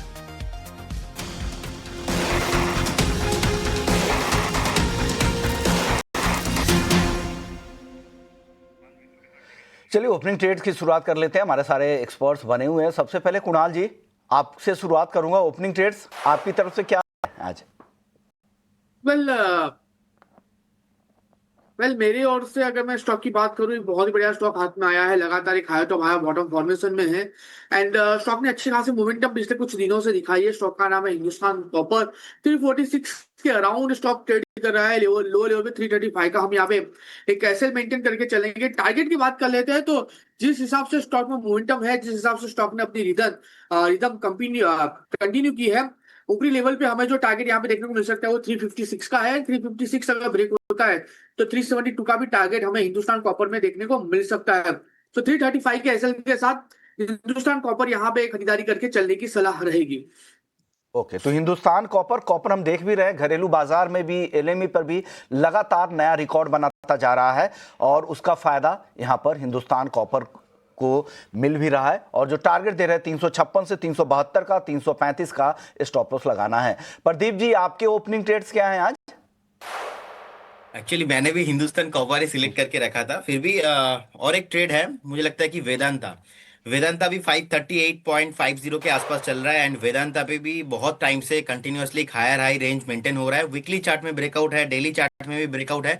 हमें लगता है कि वेदांता को बाय करना चाहिए और वेदांता का करंट जोन से आप बाय करके जा सकते हो विथ स्टॉप लॉस ऑफ 525 के आसपास, 525 के आसपास आप एक स्टॉप लॉस मेंटेन कीजिए। यहाँ पे टारगेट होगा ऑलमोस्ट 548 एंड सेकंड टारगेट 555 तक जाने के लिए रेडी हो रहा है। 555 एंड अबव भी जा सकता है क्योंकि मल्टी ईयर ब्रेकआउट है, स्विंग ट्रेड के लिए भी एप्लीकेबल है, लेकिन आज इंटरडे में ना ट्रेड करेंगे तो ये अच्छा है। 4-5 दिन का व्यू लेके चलिए, बहुत ही शानदार मूवमेंट यहाँ पे आने वाला है। 4 से 5 दिन का व्यू लेके चलिए, अगले हफ्ते तक के लिए ये व्यू दिया गया है। अभी जो टारगेट दे रहे हैं 548, 555 का, 525 का स्टॉप लॉस भी लगा लीजिए। तो ये नजरिया है वेदांता को लेकर। हमें 2 एक्सपर्ट्स की तरफ से आ गया, अब हमारे फंडामेंटल एक्सपर्ट मयूरेश जी के पास भी चलते हैं। मयूरेश जी, आज अगर किसी को फंडामेंटल अगर इन्वेस्टमेंट के लिए अगर कुछ चुनना है तो आप क्या सलाह देंगे? कौन सा सेक्टर, कौन से स्टॉक्स आपकी रडार पर है? तो हमारे हिसाब से मार्केट्स विद इंडिया में विशाल मेगा मार्ट है, इस पे आप जरूर ध्यान रख सकते हैं। दो चीजें हो रही हैं, एक जो कंज्यूमर डिस्क्रिशनरी डिमांड है, ये अच्छी खासी वापस आने की हम उम्मीद लगाए बैठे हैं। और जैसे इनका बिजनेस मॉडल है, एपेरल्स हुए, एफएमसीजी, नॉन एफएमसीजी, जो EBITDA मार्जिन्स का परफॉर्मेंस रहा है अब तक, और जो उम्मीद लगाए बैठे हैं ऑपरेटिंग लेवरेज की, जो एवरेज स्पेंड पर हेड हो सकता है, जो एवरेज रियलाइजेशंस पर स्क्वायर फीट हो सकती है, ये रिलेटिवली बेहतर रह सकती है अगले कुछ तिमाहियों तक, जैसे डिमांड डायनामिक्स वापस आते हैं क्वाइट सिग्निफिकेंटली। जो स्टोर ओपनिंग्स ये कंपनी कर रही है स्पेसिफिकली टियर 3 टियर 4 टाउन्स में, जैसे हमें पता है, I think that should also add significant amount of operational dynamics, क्योंकि जैसे डिमांड वापस आएगा, जो स्टोर ओपनिंग्स की है इन्होंने पिछले कई महीनों में, उसका आई थिंक ब्रेक इवन थोड़ा रिलेटिवली फास्टर हो सकता है। तो जैसे हम रेटिंग, रैंकिंग, इंस्टीट्यूशन होल्डिंग, सारे पहलू देखते हैं मार्केट्स विद इंडिया में, विशाल मेगा मार्ट काफी अच्छा लग रहा है। तो विशाल मेगा मार्ट को लेकर ये एक कंजम्पशन वाली स्टोरी है, जो जहां पर आप बुलिश यहाँ पर नजर आ रहे हैं। चलिए कुछ और स्टॉक्स की चर्चा कर लेते हैं जहां पर आज कुछ एक्शन दिख रहे हैं। डेरिवेटिव मार्केट से शुरुआत कर लेते हैं कि वहाँ पर किस तरह की चाल दिख रही है, वहाँ से किस तरह ट्रेड हो रहा है शुरुआती कारोबार में। आज बायोकॉन में गिरावट दिख रही है, एक अच्छा मोमेंटम बन रहा था, लेकिन देखिए 400 के नीचे आ गया है। प्रदीप जी, आपकी रीडिंग क्या है बायोकॉन को लेकर, क्या राय देंगे? इस गिरावट पर 3.5% नीचे है। देखिए ओवरऑल आज थोड़ा नेगेटिव मोमेंटम दिखा रहा है, लेकिन चार्ट ओवरऑल खराब नहीं है। हमें लगता है कि अगर किसी के पास पोजीशन है, आपको बने रहना चाहिए। मैं ट्रेडिंग पर्सपेक्टिव से नहीं बोल रहा हूँ, एज ए इन्वेस्टमेंट आपको बने रहना चाहिए। और कभी भी अगर 385 380 के आसपास आता है तो आपको डेफिनेटली बाई करना चाहिए। उस केस में आपका 355 के आसपास का एक स्टॉप लॉस मेंटेन करना चाहिए। और अगेन आपको स्टॉक 430 से लेके 450 का प्राइस आने वाला दिनों में आते हुए दिखाई देंगे। लेकिन आज थोड़ा सेंटीमेंट खराब है और आपको 380 382 के आसपास मिल सकता है प्राइस। ठीक है, 380 तक ये शेयर गिर सकता है बायोकॉन का। थोड़ी सी नरमी है, थोड़ी थोड़ी प्रॉफिट टेकिंग आज शेयर में हम देख रहे हैं। करीब करीब 3% की गिरावट आज आ गई और वायदा में सबसे ज़्यादा गिरने वाला शेयर है। आज हम देख रहे हैं कि अगर आप निफ्टी देखेंगे तो आपको ना कंजम्पशन वाले शेयर्स वीक दिखाई देंगे। अच्छा, इस बीच देखिए निफ्टी ने वापसी की है हरे निशान में, और ये वापसी पूरे का पूरा जो क्रेडिट है ना वो जाएगा आईटी स्टॉक्स को, क्योंकि टीसीएस से करीब 1.25% ऊपर कुणाल जी ने इसको रिकमेंड भी किया था आपको आज बाजार खुलने से पहले ही। इसके अलावा एचसीएल टेक में हम तेजी देख रहे हैं, इन्फोसिस में अच्छी बाइंग है, विप्रो में तेजी है, टेक महिंद्रा चल रहा है। तो आज मतलब आईटी फिर से संभाल रहा है बाजार को, और निफ्टी के टॉप 10 गेनर्स में से 5 आईटी के आपको दिखाई देंगे। निफ्टी बैंक भी हम देख रहे हैं कि लोअर लेवल से ऊपर आने की कोशिश कर रहा है। जो 125 अंकों की गिरावट थी वो रह गई सिर्फ 25 अंकों के आसपास की। और उसकी वजह मैं आपको बता देता हूं। उसकी वजह ये कि जो बड़े जो प्राइवेट बैंक्स हैं वो निश्चित तौर पर सपोर्ट कर रहे हैं। आप इस वक्त देखेंगे कि एचडीएफसी बैंक 1000 रुपए के ऊपर आकर हल्की सी तेजी के साथ आपको कारोबार करता हुआ दिखाई देगा। इसके अलावा स्ट्रेंथ धीरे धीरे बीओबी वगैरह भी संभलते हुए आज आपको दिखाई देंगे। एक्सिस बैंक भी हरे निशान में आ गया है। इसके चलते थोड़ी सी ये जो कमजोरी थी निफ्टी बैंक की वो कम होती हुई नजर आ रही है। लेकिन कंजम्पशन पर आज साफ तौर पर प्रेशर है, और इंटरग्लोब एविएशन भी रिकवर किया है, लेकिन आज फिर भी 1% नीचे कारोबार कर रहा है। एचयूएल में आज लगातार दूसरे सत्र में कमजोरी है, टाइटन कमजोर है, इटर्नल में हम दिक्कतें देख रहे हैं। और इसके अलावा अगर ऑटो भी अगर आप जोड़ दें तो उसमें श्रीराम फाइनेंस के शेयर में भी आज के सत्र में टाटा मोटर और श्रीराम फाइनेंस इसमें भी कमजोरी आपको दिखाई देगी। मयूरेश जी, एक बार ना आपसे एचयूएल पर राय जानना चाहेंगे। 1% की नरमी, कल भी हमने देखा था कि शेयर कमजोर, कल क्वालिटी वॉल्स का डिमर्जर हो जाएगा और अब लिस्टिंग पर नजर आएगी कि लिस्टिंग वाली डेट क्या निकल के आती है। आप जरा बताएंगे कि एचयूएल क्या रणनीति होनी चाहिए? एफएमसीजी पैक में पैसे बने नहीं हैं, एचयूएल पर क्या व्यू होगा? क्या थोड़े बहुत वैल्यू अनलॉकिंग होगी? थोड़ी बहुत होगी अभिषेक जी, बट अगर आप लार्जर ड्रॉन पिक्चर देखें, जो मैनेजमेंट कमेंट्री रही है स्पेसिफिकली इनके पर्सनल केयर प्रोडक्ट्स को लेके, एक्सपेक्टेशन यही है कि जो डिस्क्रिशनरी डिमांड स्पेंडिंग है ऑब्वियसली इनको भी पॉजिटिवली इम्पैक्ट करेगी। अभी किस मात्रा में इम्पैक्ट करेगी I think that is very difficult to say, but जैसे इनके प्राइस पॉइंट्स है और जो प्रीमियमाइजेशन स्टोरी है एचयूएल की, I think that is still expected to grow quite significantly. जहां पे इन्होंने अधिग्रहण किए हैं रिस्पेक्टिव प्रोडक्ट स्पेसिस में, यहाँ से भी कंट्रीब्यूशन आना चाहिए। तो मुझे लगता है आई थिंक वैल्यूएशंस के तौर पे आई थिंक फेयरली प्राइस्ड है विद इन दिस स्पेस। जैसे वापस हम रेटिंग रैंकिंग्स देखते हैं, Marico is something that we continue preferring. Large cap names में लगता है आई थिंक नेस्ले इंडिया का परफॉर्मेंस और जो रिजल्ट्स आए थे वो रिलेटिवली बेहतर थे। जो मैनेजमेंट कमेंट्री रही है नेस्ले इंडिया की वो भी रिलेटिवली बेहतर है अक्रॉस देयर प्रोडक्ट कैटेगरीज। और इनपुट कॉस्ट का एक जो फायदा होगा पूरे सेक्टर को वो शायद नेस्ले इंडिया के वॉल्यूम्स और ऑपरेटिंग लेवरेज में प्ले आउट हो सकता है। तो मुझे लगता है आई थिंक फेयरली प्राइस्ड है HUL, हमें काफी पसंद आ रहा है मैरिको। और नेस्ले इंडिया के लार्ज कैप्स में मुझे लगता है नंबर रिलेटिवली बेहतर है। ठीक है, नेस्ले इंडिया पर जो कन्विक्शन है वो थोड़ा सा ज़्यादा दिखाई दे रहा है। एक और शेयर पर ज़रा आपसे व्यू लेना चाहेंगे। UPL पर प्रदीप ज़रा आप व्यू दीजिए। UPL में आज मूव्स शुरुआती अच्छे हैं, 1.5% ऊपर ये शेयर है, 755 रुपए के आसपास के प्राइसेस। UPL क्या यहाँ से चल जाएगा? एक पॉसिबिलिटीज है, चार्ट में कंटिन्यूअसली हायर हाई मेंटेन भी हो रहा है और रिसेंटली लास्ट 15 मिनट का चार्ट में भी एक मोमेंटम भी आया है। मुझे लगता है कि यहाँ से ऑलमोस्ट 768 770 तक रैली कंटिन्यू हो सकता है। अगर किसी के पास पोजीशन है तो एग्जिस्टिंग आप बने रहिए with strictly stop loss of 742।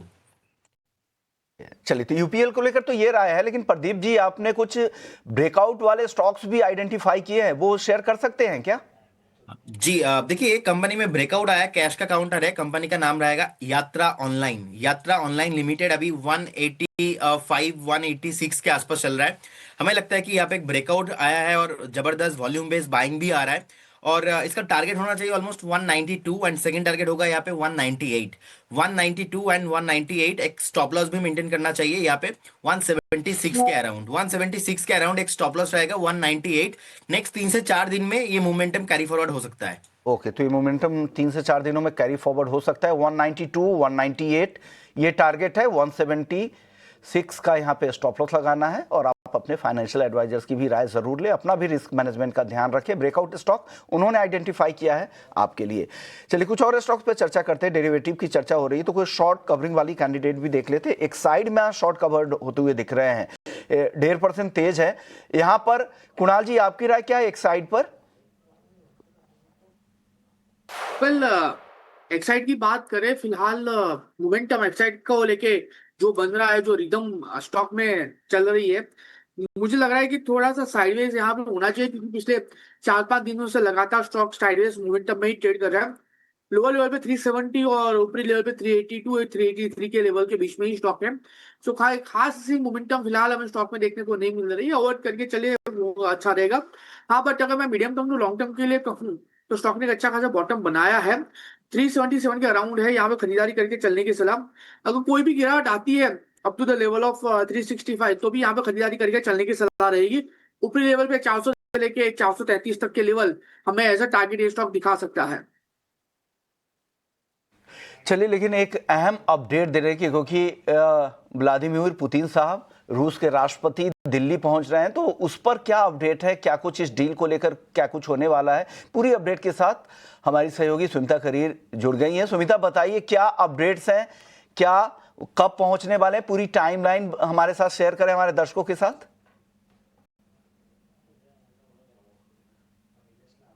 जी बिल्कुल, गुड मॉर्निंग आपको और सभी व्यूअर्स को भी। देखिए, जहाँ तक व्लादिमीर पुतिन रशिया के प्रेसिडेंट है उनकी बात है, he will be arriving late afternoon. हमें कुछ टाइमिंग्स अभी नहीं बताए गए हैं, but the ministry of external affairs stated yesterday कि आज जो उनका प्रॉपर फाइनल स्केड्यूल है वो आ जाएगा।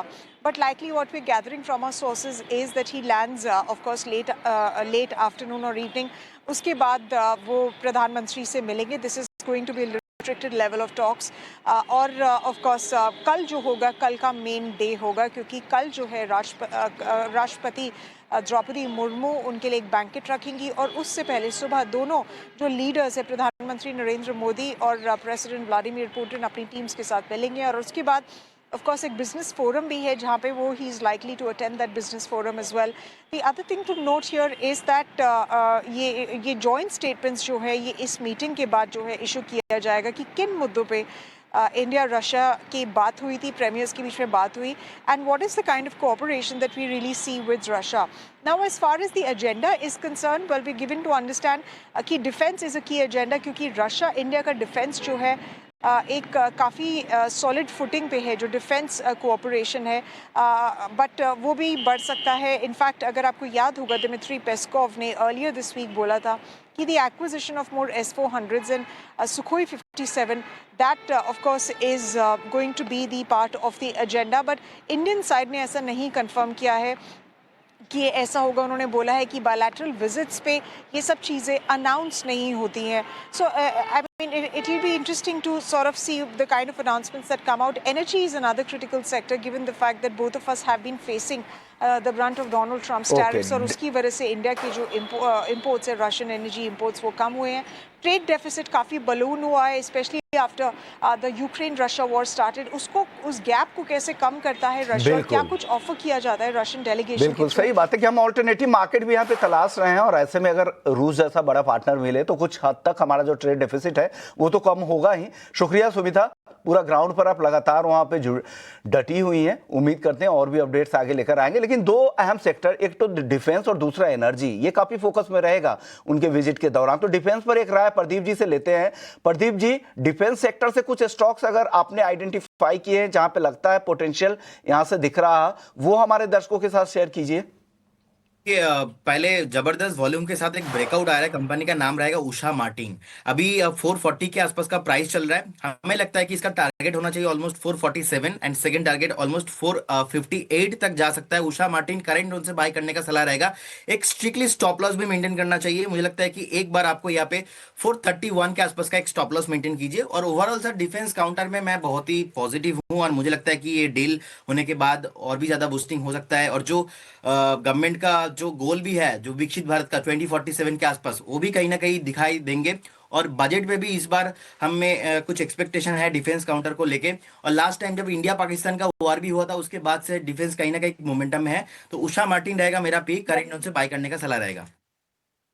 431 थे, एक बार टारगेट फिर से बता दीजिएगा हमारे दर्शकों को। देखिए 447 एंड सेकंड 458 एंड 460 तक जाने के लिए रेडी हो रहा है। जिस तरीके का ब्रेकआउट यहाँ पे आया है, एक बार 431 का एक स्टॉप लॉस मेंटेन करना चाहिए।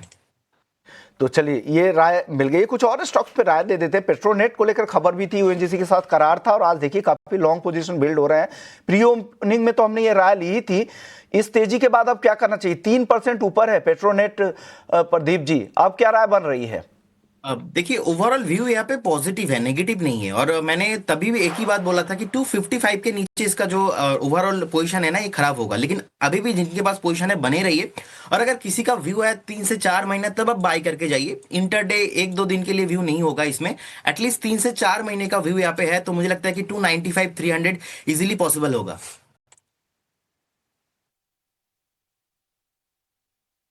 तो वीक काउंटर था, लेकिन आज इसमें बाइंग लौटी है। देखते हैं कि आगे ये जो तेजी है कितनी टिक पाती है।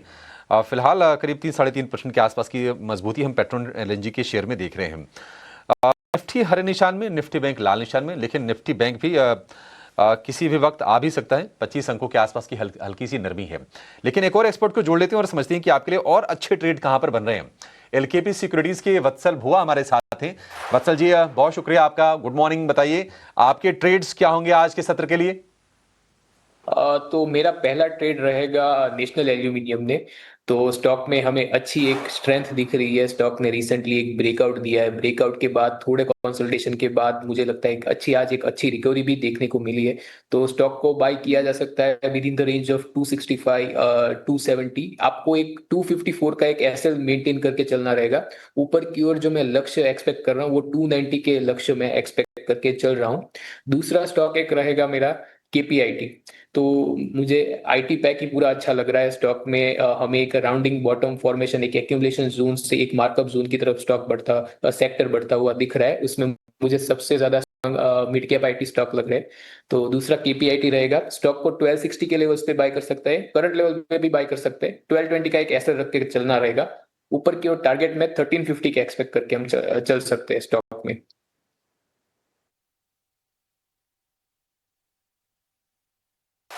केपीआईटी 1330 के टारगेट के लिए आपको खरीदने की सलाह दे रहे हैं और जो स्टॉप लॉस होगा 1210 रुपए का होगा। तो दो तेजी वाले सौदे हैं और अब देखें कि रुपये का जो वीकनेस है उसके चलते आईटी शेयरों को निश्चित तौर पर फायदा मिल रहा है और लार्ज कैप मिड कैप हर जगह आपको आज तेजी दिखाई देगी। कुछ और शेयरों के बारे में जरा व्यू लेते हैं। अच्छा देखिए, आज ना हिंद कॉपर में आप स्ट्रेंथ को थोड़ी सी और बढ़ते हुए देखेंगे। एक और शेयर वरुण बेवरेजेस, इस पर जरा प्रदीप आप अपना व्यू दीजिए। लोअर लेवल से अच्छी स्ट्रेंथ लौटी है वरुण बेवरेजेस में। थोड़ा सा अजीबोगरीब जरूर है कि नहीं, सर्दियां शुरू हुई हैं और कोल्ड ड्रिंक वाला ये स्टॉक चल रहा है, लेकिन चार्ट्स कुछ और कहानी कह रहे हैं इसके। क्या ये अभी रैली को और एक्सटेंड करेगा वरुण बेवरेजेस? डेफिनेटली अभिषेक जी, हमें लगता है कि एक बार ये रैली कंटिन्यू होना चाहिए। जिस तरीके का एक लोअर में बेस बनाया उसके बाद फॉलो अप बाइंग यहाँ पे आ रहा है और इनफैक्ट डे हाई के आसपास भी आ चुका है। मुझे लगता है कि बहुत जल्दी यहाँ पे एक बार 505 उसके बाद 525 जाने के लिए रेडी हो रहा है। जिनके पास पोजीशन है आप मेंटेन करके जाइए with strictly stop loss of 472। ठीक है, 472 के स्टॉप लॉस के साथ आप इसमें पोजीशन को आप अपना कंटिन्यू कर सकते हैं। 2 दिनों की छोटी छोटी प्रॉफिट टेकिंग थी हीरो मोटो में रिकॉर्ड हाइस पर जाने के बाद। आज फिर से हीरो मोटो वापसी करता हुआ दिख रहा है और जो शुरुआत है काफी अच्छी हुई है, करीब 1.5-2% ऊपर आपको ये शेयर दिखाई देगा। वत्सल जी, बढ़िया रफ्तार रही है हीरो मोटो की और फ्रेश लॉन्ग ऐड होते हुए आज के सत्र में दिखाई दे रहे हैं हीरो मोटो के शेयर में। आप जरा बताएंगे कि कितना और चलेगा शेयर? ये स्ट्रक्चर तो कोई ऐसा मतलब कोई दिक्कत की बात है ही नहीं, लगातार चला ही है। तो हमें अगर हीरो मोटो कॉर्प की अगर मैं चार्ट की बात करूं तो हमें एक वन साइड रैली देखने को मिली है आफ्टर एन ब्रेकआउट। कल हमें थोड़ी एक जो रफ्तार है, जो मोमेंटम है, उसमें एक थोड़ी हमें एक हर्डल देखने को मिली, पर वापस आज जो स्टॉक है उसमें अच्छे खासे लॉन्ग बिल्डअप हो रहा है। तो मुझे लगता है कि स्टॉक में आगे भी तेजी जारी रह सकती है। स्टॉक में अगर कोई पोजीशन होल्ड करके चल रहा है तो वो 6100 का एक ऐसे लगा सकता है। ऊपर की ओर जो टारगेट एक्सपेक्ट कर रहा हूँ, लंबी अवधि के लिए आप 7000 का टारगेट लेके भी चल सकते हैं, पर शॉर्ट टर्म में मैं 6600 के टारगेट में स्टॉक में एक्सपेक्ट कर सकते हैं। तो ये व्यू पॉइंट रहेगा स्टॉक में। तेजी आगे भी बरकरार रह सकती है एज पर टेक्निकल। ओके, तो हीरो मोटो को लेकर ये राय आपकी तरफ से आ गई है, लेकिन चलिए अब जान लेते कि ऑप्शंस मार्केट में आपके लिए क्या मौके हैं।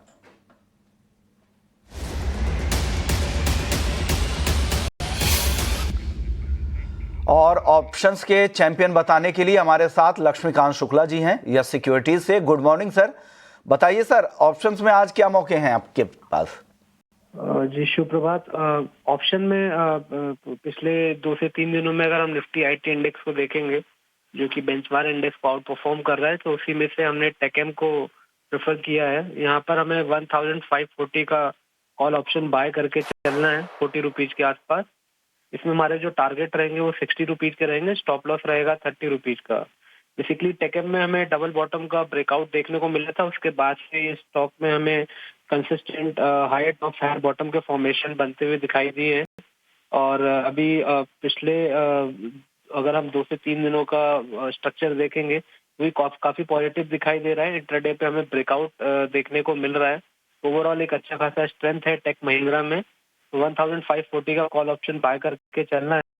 और ओवरऑल जो रिस्क बनता हुआ दिखाई दे रहा है इस स्ट्रैटेजी में वो है अराउंड 6000 रुपीज का। और अगर हमारे टारगेट अचीव होते हैं 60 रुपीज के, तो जो मैक्सिमम रिवॉर्ड है वो आता हुआ दिखाई दे रहा है 12,000 रुपीज का। 1540 के स्ट्राइक की कॉल खरीदनी है, 40 रुपए का प्रीमियम दिखे वहां पर, 60 का टारगेट, 30 का स्टॉप लॉस। शुक्रिया लक्ष्मीकांत जी, आपने वक्त दिया हमारे दर्शकों को ऑप्शंस में ट्रेड के मौके बताएं आपने। लेकिन जो रिस्क डिस्क्लोजर है सेबी की तरफ से वो भी आपको याद रखना चाहिए कि फिनो ट्रेडिंग में 90% लोग नुकसान ही करते हैं और औसतन 1 लाख रुपए का नुकसान उन्हें होता है। घाटा होने के बाद भी 28% ट्रांजैक्शन देना होता है। मुनाफा होने पर भी आपको 15 से 50% तक ट्रांजैक्शन के तौर पर खर्च करने पड़ते हैं, ये ध्यान रखिएगा। आज 2 स्टॉक्स हैं प्लेटफॉर्म शेयरों में जो आज काफी अच्छी मजबूती दिखा रहे हैं। दोनों exchange, multi commodity exchange MCX और BSE, ये दोनों स्टॉक काफी तेज है। एक राय प्रदीप जी आपसे लेंगे MCX और BSE को लेकर। देखिए सर, मैं पॉजिटिव हूँ। ओवरऑल कैपिटल मार्केट रिलेटेड जितने भी स्टॉक्स है, हमें लगता है कि तेजी और भी ज्यादा पॉसिबिलिटीज है। लेकिन एमसीएक्स में, मैं पहले एमसीएक्स का बात बताऊंगा आपको, अभी 10,290 के आसपास चल रहा है। आपको इजीली यहाँ पे 10,800, 11,000 के आसपास का प्राइस मिल सकता है, क्योंकि ये रैली कंटिन्यू होना भी चाहिए। लास्ट टाइम जितना हमने देखा, लास्ट 1-2 महीने का करेक्शन था, वो कंप्लीट होने के बाद ब्रेकआउट आया है, और ये ब्रेकआउट आपको 11,000 एंड अबव लेके जाएगा।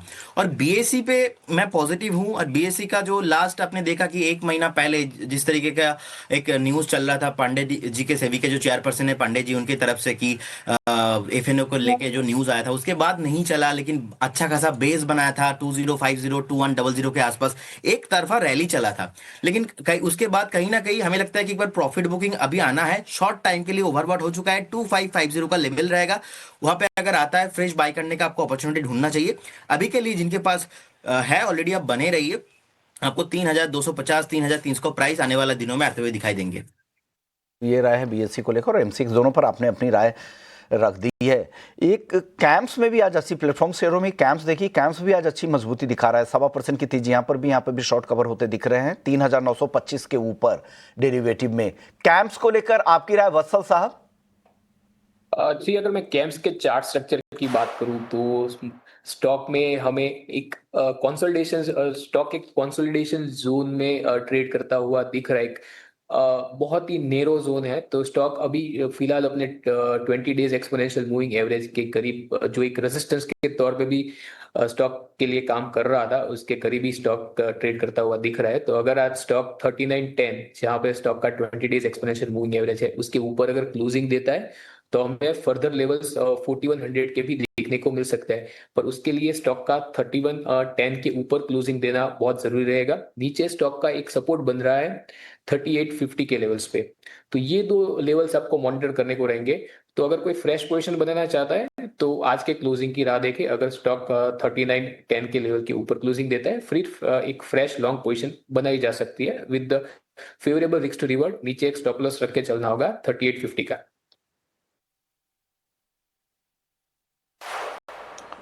ठीक है, 3850 का स्टॉप लॉस होगा कैंप्स के शेयर के लिए। निफ्टी हम देख रहे हैं कि वापसी करके अब थोड़ा चलने की कोशिश कर रहा है, 26,000 के ऊपर तो आ गया है निफ्टी। और अगर आप निफ्टी बैंक को देखेंगे तो सपाट कारोबार हो रहा है। लेकिन आज एक बार जरा ईएमएस वाले सारे के सारे शेयर लेकर आइए, हम उस पर डिस्कस कर भी रहे थे कि कितने वीक यहाँ से और हो सकते हैं। आप देखिए डिक्सन में भी कमजोरी है, डिक्सन से ज्यादा आप देखेंगे केन्स टेक का शेयर टूटा है, करीब 3 से 4% के आसपास की गिरावट इसमें हो गई है। और सिरमा एसजीएस में भी नरमी पर कारोबार होता हुआ आपको दिखाई देगा। 14,000 रुपए के नीचे डिक्सन टेक है, और केन्स आ गया है 5,100 के भाव पर, 5,000 के आसपास है, और जो मोमेंटम है लगातार लूज कर रहा है। लेकिन एक राय में आपसे प्रदीप ने ओला के शेयर पर लेना चाहूंगा, क्योंकि ओला में हम देख रहे हैं कि जो गिरावट है ना वो और बढ़ गई है। अब ये 40 रुपए से जो शेयर चल के गया था 70 रुपए के आसपास तक, सारी की सारी तेजी रिवर्स, 37 रुपए का भाव ओला इलेक्ट्रिक। ट्रैक करते हैं आप इसको, क्या करना चाहिए इसमें? बिल्कुल मैं ट्रैक करता हूं, और मैं लास्ट 1 साल से लगातार सेल कॉल ही इसमें देते आ रहा हूं। मुझे लगता है कि यहाँ पे किसी को भी अभी बाय नहीं करना चाहिए। अब देखेंगे लगातार लोअर लो देके नीचे आ रहा है। रिसेंटली 68 65 तक भी गया था, उसके बाद कंटिन्यूअसली एक सपोर्ट ब्रेक कर रहा है, बार बार नीचे आ रहा है। 40 के आसपास एक स्ट्रॉन्ग सपोर्ट था, वो भी ब्रेक होकर अभी 37 के आसपास चल रहा है। हमें लगता है कि अगर किसी के पास भी है, एग्जिट करके निकल जाना चाहिए, नहीं तो 3130 on the way coming soon. यहाँ पे निवेश नहीं करना चाहिए अभी। निवेश तो कतई नहीं करना चाहिए। ओला इलेक्ट्रिक में मतलब ऑल टाइम लो पर शेयर है, महीने भर में देखेंगे 26-27% ये शेयर नीचे आ गया है। और जो इशू प्राइस था उसके आधे के आसपास के इसके प्राइसेस होने चाहिए ओला इलेक्ट्रिक के, तो डाउन ट्रेंड में है। और ये जब ये शेयर चल भी रहा था ना, तब मुझे कन्विक्शन नहीं था ओला इलेक्ट्रिक को लेकर। तमाम फंड्स ने ओला के शेयर की बाइंग की थी, कुछ इनको अप्रूवल्स भी मिले थे, उसके चलते हमने देखा था कि बाइंग आई थी। लेकिन न्यू लो पर, ऑल टाइम लो पर ये ओला इलेक्ट्रिक का शेयर है। स्टे अवे, बिल्कुल कंप्लीटली इससे दूर रहिए, बिल्कुल हाथ लगाने की जरूरत इसको है नहीं। एक और शेयर जो वीक रहा है लेकिन कुछ ट्रिगर्स बन रहे हैं उसके लिए, जरा उसकी बातचीत करते हैं। और शेयर का नाम है हिंदुस्तान कंस्ट्रक्शंस का। 1000 करोड़ रुपए के राइट्स इशू को बोर्ड ने मंजूरी दी है, और हम थोड़ी बहुत लोअर लेवल से स्टीम बनते हुए देख रहे हैं।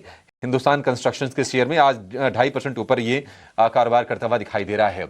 हालांकि अगर आप डेट देखेंगे तो वो काफी ज्यादा कंपनी पर है। डेट टू इक्विटी रेशियो अगर इस सेगमेंट से तुलना करें, इस सेगमेंट में कंस्ट्रक्शन वाले में, तो सबसे ज्यादा है हिंदुस्तान कंस्ट्रक्शन कंपनी को लेकर, यानी एचसीसी पर 27 का भाव। यहां से टेक्निकली जरा बताइए वत्सल जी, कोई और तेजी आप बनते हुए देख रहे हैं या फिर छोटे छोटे मुनाफे अगर लोगों को हो रहे हो तो उसको लेके शेयर से निकल जाना चाहिए? अगर मैं स्टॉक के चार्ट स्ट्रक्चर की बात करूं तो जहां पे स्टॉक का एक डिमांड जोन बन रहा था 2260 के लेवल पे, वहीं पे हमें स्टॉक में एक अच्छी खासी बाइंग देखने को मिली वहां। और न्यूज ट्रिगर इवेंट की वजह से स्टॉक अपने 20 डेज और 50 डेज एक्सपोनेंशियल मूविंग एवरेज के ऊपर ट्रेड कर रहा है आज के सेशन में। तो मुझे लगता है पर स्टॉक जा सकता है टुवर्ड्स द लेवल ऑफ 29, पर स्टॉक में एक ट्रेंड सेटिंग ब्रेकआउट आएगा अबव द लेवल ऑफ 29। और अगर स्टॉक में एक 29 के लेवल के ऊपर ब्रेकआउट आता है, फिर मुझे लगता है कि स्टॉक 38 के लेवल्स तक भी जा सकता है। फिलहाल तो स्टॉक का एक इमीडिएट हर्डल बोल सकते हैं 29 के लेवल पे। स्टॉक का एक अच्छा खासा सपोर्ट बन रहा है एट द लेवल्स ऑफ 26। ठीक है, 26 रुपए का सपोर्ट है। स्ट्रेटजी ये भी हो सकती है कि आप अपने स्टॉप लॉस को ट्रेल करते रहिए, 26 रुपए तक देखिए, अगर उसके नीचे गया तो फिर अपने पोजीशन को आप स्क्वायर ऑफ कर दीजिए। कल हमने देखा था कि सरकारी बैंकों के शेयरों में ना वीकनेस आई थी। कुछ मतलब झटके लगे थे सरकार की तरफ से, जो कमेंट आए थे एफडीआई लिमिट को लेकर या फिर कंसोलिडेशन को लेकर। लेकिन आज सेलेक्टिव बाइंग आज हम शेयरों में देख रहे हैं। केनरा बैंक करीब 1% ऊपर आपको दिखाई देगा, और इसके अलावा हम देख रहे हैं कि यूनियन बैंक के शेयर में थोड़ी बहुत तेजी पर कारोबार हो रहा है। यूनियन बैंक के बारे में तो खैर ये भी रिपोर्ट्स आई थी कि ये निफ्टी बैंक का भी पार्ट होने जा रहा है। आप देखिए हल्के से गेंस हैं यूनियन बैंक के शेयर में।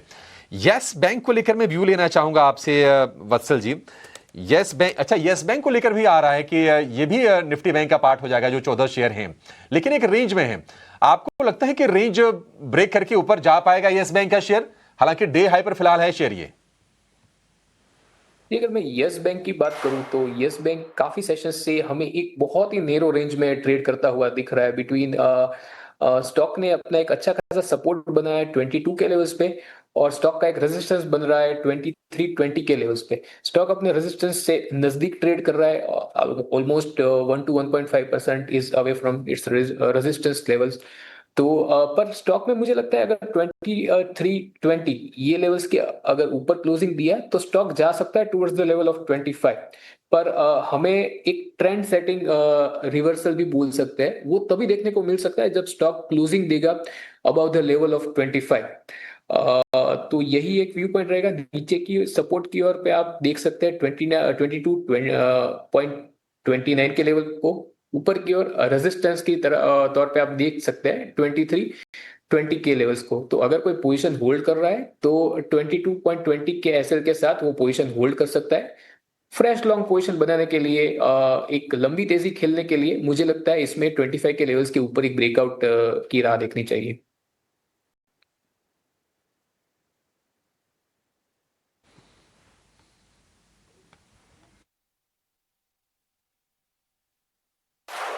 ठीक है, येस बैंक को लेकर ये व्यू हो गया। इस बीच आप देखिए एमएनएम को लेकर खबर आ रही है कि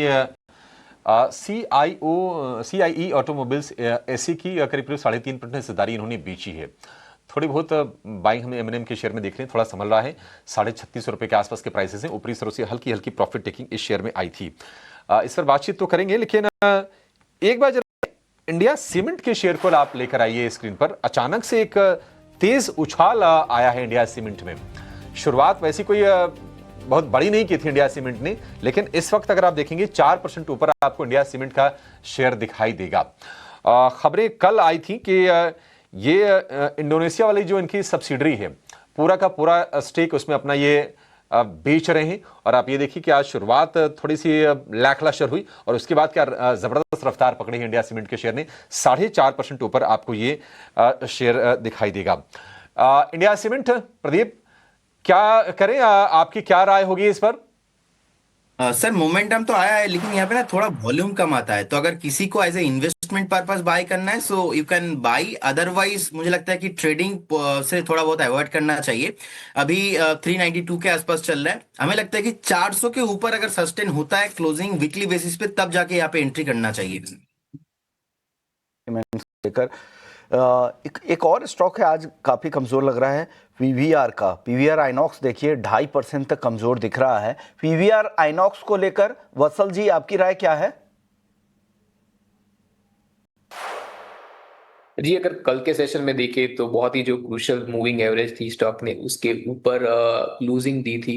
तो कल के सेशन के लिए कल के सेशन के बाद एक पॉजिटिव व्यू पॉइंट बन रहा था, पर स्टॉक में हमें आज एक बेरिश अभी तो फिलहाल एक बेरिश कैंडलस्टिक फॉर्मेशन दिख रहा है। स्टिल अभी we are in the beginning of this session, तो स्टॉक का एक सपोर्ट बन रहा है 1085 पे।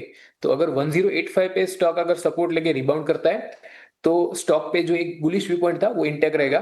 1085 के नीचे अगर स्टॉक क्लोजिंग देता है तो डायनामिक्स चेंज हो जाएंगे और यहाँ पे फिर हमारे एक बेरिश व्यू पॉइंट लेके हम चल सकते हैं स्टॉक में। तो 1085 ये जो लेवल्स है ये काफी इंपॉर्टेंट लेवल रहेंगे स्टॉक के लिए आज के सत्र के लिए। ऊपर की ओर जो एक रेजिस्टेंस बन रहा है वो 1140 का एक रेजिस्टेंस बन रहा है स्टॉक के लिए।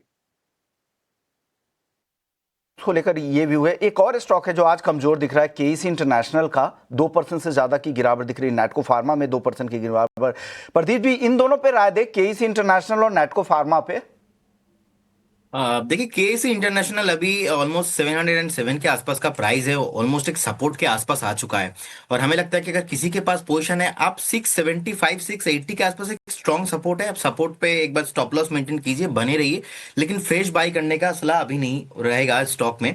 और नेक्टो फार्मा में मुझे लगता है कि 917 के आसपास का प्राइस है और जिस तरीके से फार्मा में एक बेस बन रहा है हमें लगता है कि डेफिनेटली यहाँ पे बने रहना चाहिए और फ्रेश बाय भी आप करके जा सकते हो एज ए इन्वेस्टमेंट व्यू। बीते 2 से 3 महीने का आपको टाइम फ्रेम रखना चाहिए। 1050 1100 का टारगेट के लिए आप डेफिनेटली बाय करके जा सकते हो एज ए इन्वेस्टमेंट व्यू से। ओके, तो इन्वेस्टमेंट को लेकर ये राय निकल कर रही है। हीरो मोटो पे हमने ऑटो में चर्चा की थी, इसके अलावा भी कुछ और स्टॉक्स है। बॉश में भी अच्छी तेजी दिख रही है। इसके अलावा कुछ और ऑटो इंसलरीज भी अच्छे चल रहे हैं। बजाज ऑटो में भी ठीक ठाक खरीदारी है, टीवीएस मोटर में भी ठीक खरीदारी दिख रही है। वत्सल जी ऑटो सेक्टर पर आपको कुछ पसंद आ रहा है कि इस सेक्टर से कोई आपकी टॉप पिक? अगर मैं ऑटो सेक्टर की बात करूं तो मुझे लगता है कि ऑटो सेक्टर में एक तेजी के बाद अभी सेक्टर एक रेस्ट जोन में है मुझे लगता है। तो मुझे ऑटो एंसिलरीज अभी भी अच्छे लग रहे हैं। ऑटो एंसिलरीज में मेरा एक पिक रहेगा मदरसन। तो जब तक मदरसन 113 के लेवल्स के ऊपर है तब तक doors are open for 128 levels. तो एक स्टॉक ऑटो एंसिलरीज से मुझे एक स्टॉक अच्छा लग रहा है मदरसन। दूसरा मुझे ऑटो सेक्टर से ही एक सेक्टर अच्छा लग रहा है जो है टायर सेक्टर। तो उसमें मुझे दो स्टॉक अच्छे लग रहे हैं, वो जेके टायर्स और अपोलो टायर्स अच्छे लग रहे हैं। तो अपोलो टायर्स वो 560 के लेवल्स के लिए आप बाय कर सकते हैं। आपको एक स्टॉप लॉस रखने के चलना होगा 510 का। दूसरा स्टॉक है एक जेके टायर्स। तो जेके टायर मुझे स्टॉक चार्ट पे अच्छा लग रहा है। स्टॉक को आप 500 के लेवल्स पे के लिए बाय करके चल सकते हैं। आपका एक सपोर्ट रहेगा 455 का, सॉरी 55 का। और हालांकि जेके टायर हम कई दिनों से देख रहे हैं रेंज में भी है, 470 480 के आसपास अटकता भी दिखता है, लेकिन आपको लग रहा है कि 500 तक जाने की संभावना यहाँ पे दिख रही है पोजिशनली। कुछ मिड कैप आईटी कंपनियों पे नजर डाले तो एल&टी टेक्नोलॉजी सर्विसेज ये भी आज अच्छा चल रहा है, 2.5% की तेजी यहाँ पर। कोफोर्ज में भी अच्छी खरीदारी दिख रही है। तो ये जो सेगमेंट है मिड कैप आईटी का ये ठीक ठाक आज परफॉर्म कर रहे हैं। इसके अलावा भी कुछ और स्टॉक है, एम्फैसिस है, पर्सिस्टेंट है, यहाँ पर भी 1.5 से 2% की तेजी है। यहाँ से प्रदीप जी आपको कुछ पसंद आ रहा है क्या मिड कैप आईटी से? देखिए कोफोर्स एम्फेसिस दोनों स्टॉक्स में ही बहुत बढ़िया पैटर्न है और मुझे लगता है कि एम्फेसिस एंड कोफोर्स दोनों को ही आपको लेके चलना चाहिए एटलीस्ट। अगर आप मैं ज्यादा पसंद मुझे लग रहा है कि अभी भी कोफोर्स एक्चुअली एम्फेसिस में आजकल में मोमेंटम आना पॉसिबल होगा और कोफोर्स में मोटा मोटा 3-4 महीने के लिए मैं पॉजिटिव व्यू है। अभी अगर हम कोफोर्स का ही बात करते हैं तो 1949 के आसपास का प्राइस है। मुझे लगता है कि एक ट्रिपल टॉप फॉर्मेशन अभी कर रहा है चार्ट में। अगर एक बार 1970 इसके ऊपर वीकली क्लोजिंग मिलता है, नेक्स्ट आपको 2250 से 2300 का भाव बहुत ही शॉर्ट टर्म में आते हुए दिखाई देंगे। और एम्फेसिस में भी मैं पॉजिटिव हूँ, 2912 का प्राइस है। मुझे लगता है कि आपको यहाँ पे भी 3150 का प्राइस भी आना चाहिए जी। तो ये व्यू आपका एम्फेसिस और कोफोर्स को लेकर आपकी तरफ से आ गए हैं। कुछ और कैंडिडेट देखते हैं जहां पे कमजोरी आज ज़्यादा दिख रही है। कुछ शॉर्ट्स बिल्डअप वाले स्टॉक्स को खोजते हैं और उस पर राय ले लेते हैं। इटर्नल भी कमज़ोर है, बायोकॉन पे चर्चा हमने कर ही ली थी, डिक्सन पे अभिषेक ने भी पूछा ही था। इटर्नल पर वत्सल साहब से एक राय ले लेते हैं। यहाँ पर कुछ लॉन्ग अनवाइंडिंग होते दिख रहे हैं, इटर्नल को लेकर आपकी राय क्या है? तो इटर्नल पे मैं शॉर्ट टर्म के लिए मेरा व्यू नेगेटिव रहेगा। हालांकि अगर लॉन्ग टर्म और शॉर्ट टर्म दोनों की बात करें, लॉन्ग टर्म पे एक पॉजिटिव व्यू पॉइंट है, पर शॉर्ट टर्म में मुझे लगता है स्टॉक में जो गिरावट है, मुझे लगता है 287 पे स्टॉक का सपोर्ट है, तो 287 तक स्टॉक आ सकता है। अगर स्टॉक 287 तोड़ता है तो स्टॉक एक गैप फिल करने के लिए 275 के लेवल्स तक भी आ सकता है। तो शॉर्ट टर्म के लिए इटर्नल पे एक थोड़ा नेगेटिव व्यू पॉइंट रहेगा। ऊपर की ओर 300 को एक रेजिस्टेंस की तरह देखना चाहिए और सपोर्ट के तौर पे 287 के लेवल्स को देखना चाहिए। अगर 287 स्टॉक ब्रेक करता है तो 275 तक भी आ सकता है स्टॉक। तो आपको थोड़ी कमजोरी भी यहाँ पे दिख रही है, तो ये लेवल्स जो बताए गए हैं सपोर्ट के, उसको भी ध्यान अब जरूर रखिएगा। शुक्रिया करेंगे आप दोनों मेहमानों का, लेकिन जाने से पहले आपका डिस्क्लेमर भी चाहेंगे। प्रदीप जी बताइए डिस्क्लेमर क्या है, जो भी राय आज आपने दी है। देखिए, जितने भी स्टॉक्स में मैंने बात किया, कोई भी स्टॉक्स में है हमारे कंपनी का कुछ भी फिनेंशियल इंटरेस्ट नहीं है। स्टॉक मार्केट पे कुछ भी गारंटी नहीं होता, पास्ट परफॉर्मेंस फ्यूचर में इंडिकेट नहीं होता। जब भी आप इन्वेस्टमेंट कीजिए, कहीं आपका जो पर्सनल फाइनेंशियल एडवाइजर है उनसे सलाह लेके कीजिए। ओके वत्सल साहब, आप भी दे दीजिए डिस्क्लेमर, जो भी राय दी है इस प्लेटफॉर्म के जरिए उस शेयरों से जुड़े हुए क्या डिस्क्लेमर है? जो भी स्टॉक्स आज हमने इस प्लेटफॉर्म पे डिस्कस किए है, उसमें मेरा कोई पर्सनल होल्डिंग नहीं है, पर क्लाइंट्स को ये स्टॉक हमने सजेस्ट किए हो सकते हैं। ओके, शुक्रिया आप दोनों मेहमानों का, वक्त निकाला, हमारे दर्शकों को गाइड किया। चलिए शुक्रिया। लेकिन अब चलिए अब बढ़ते हैं आगे और शुरू कर लेते हैं कमोडिटी एट 10 की।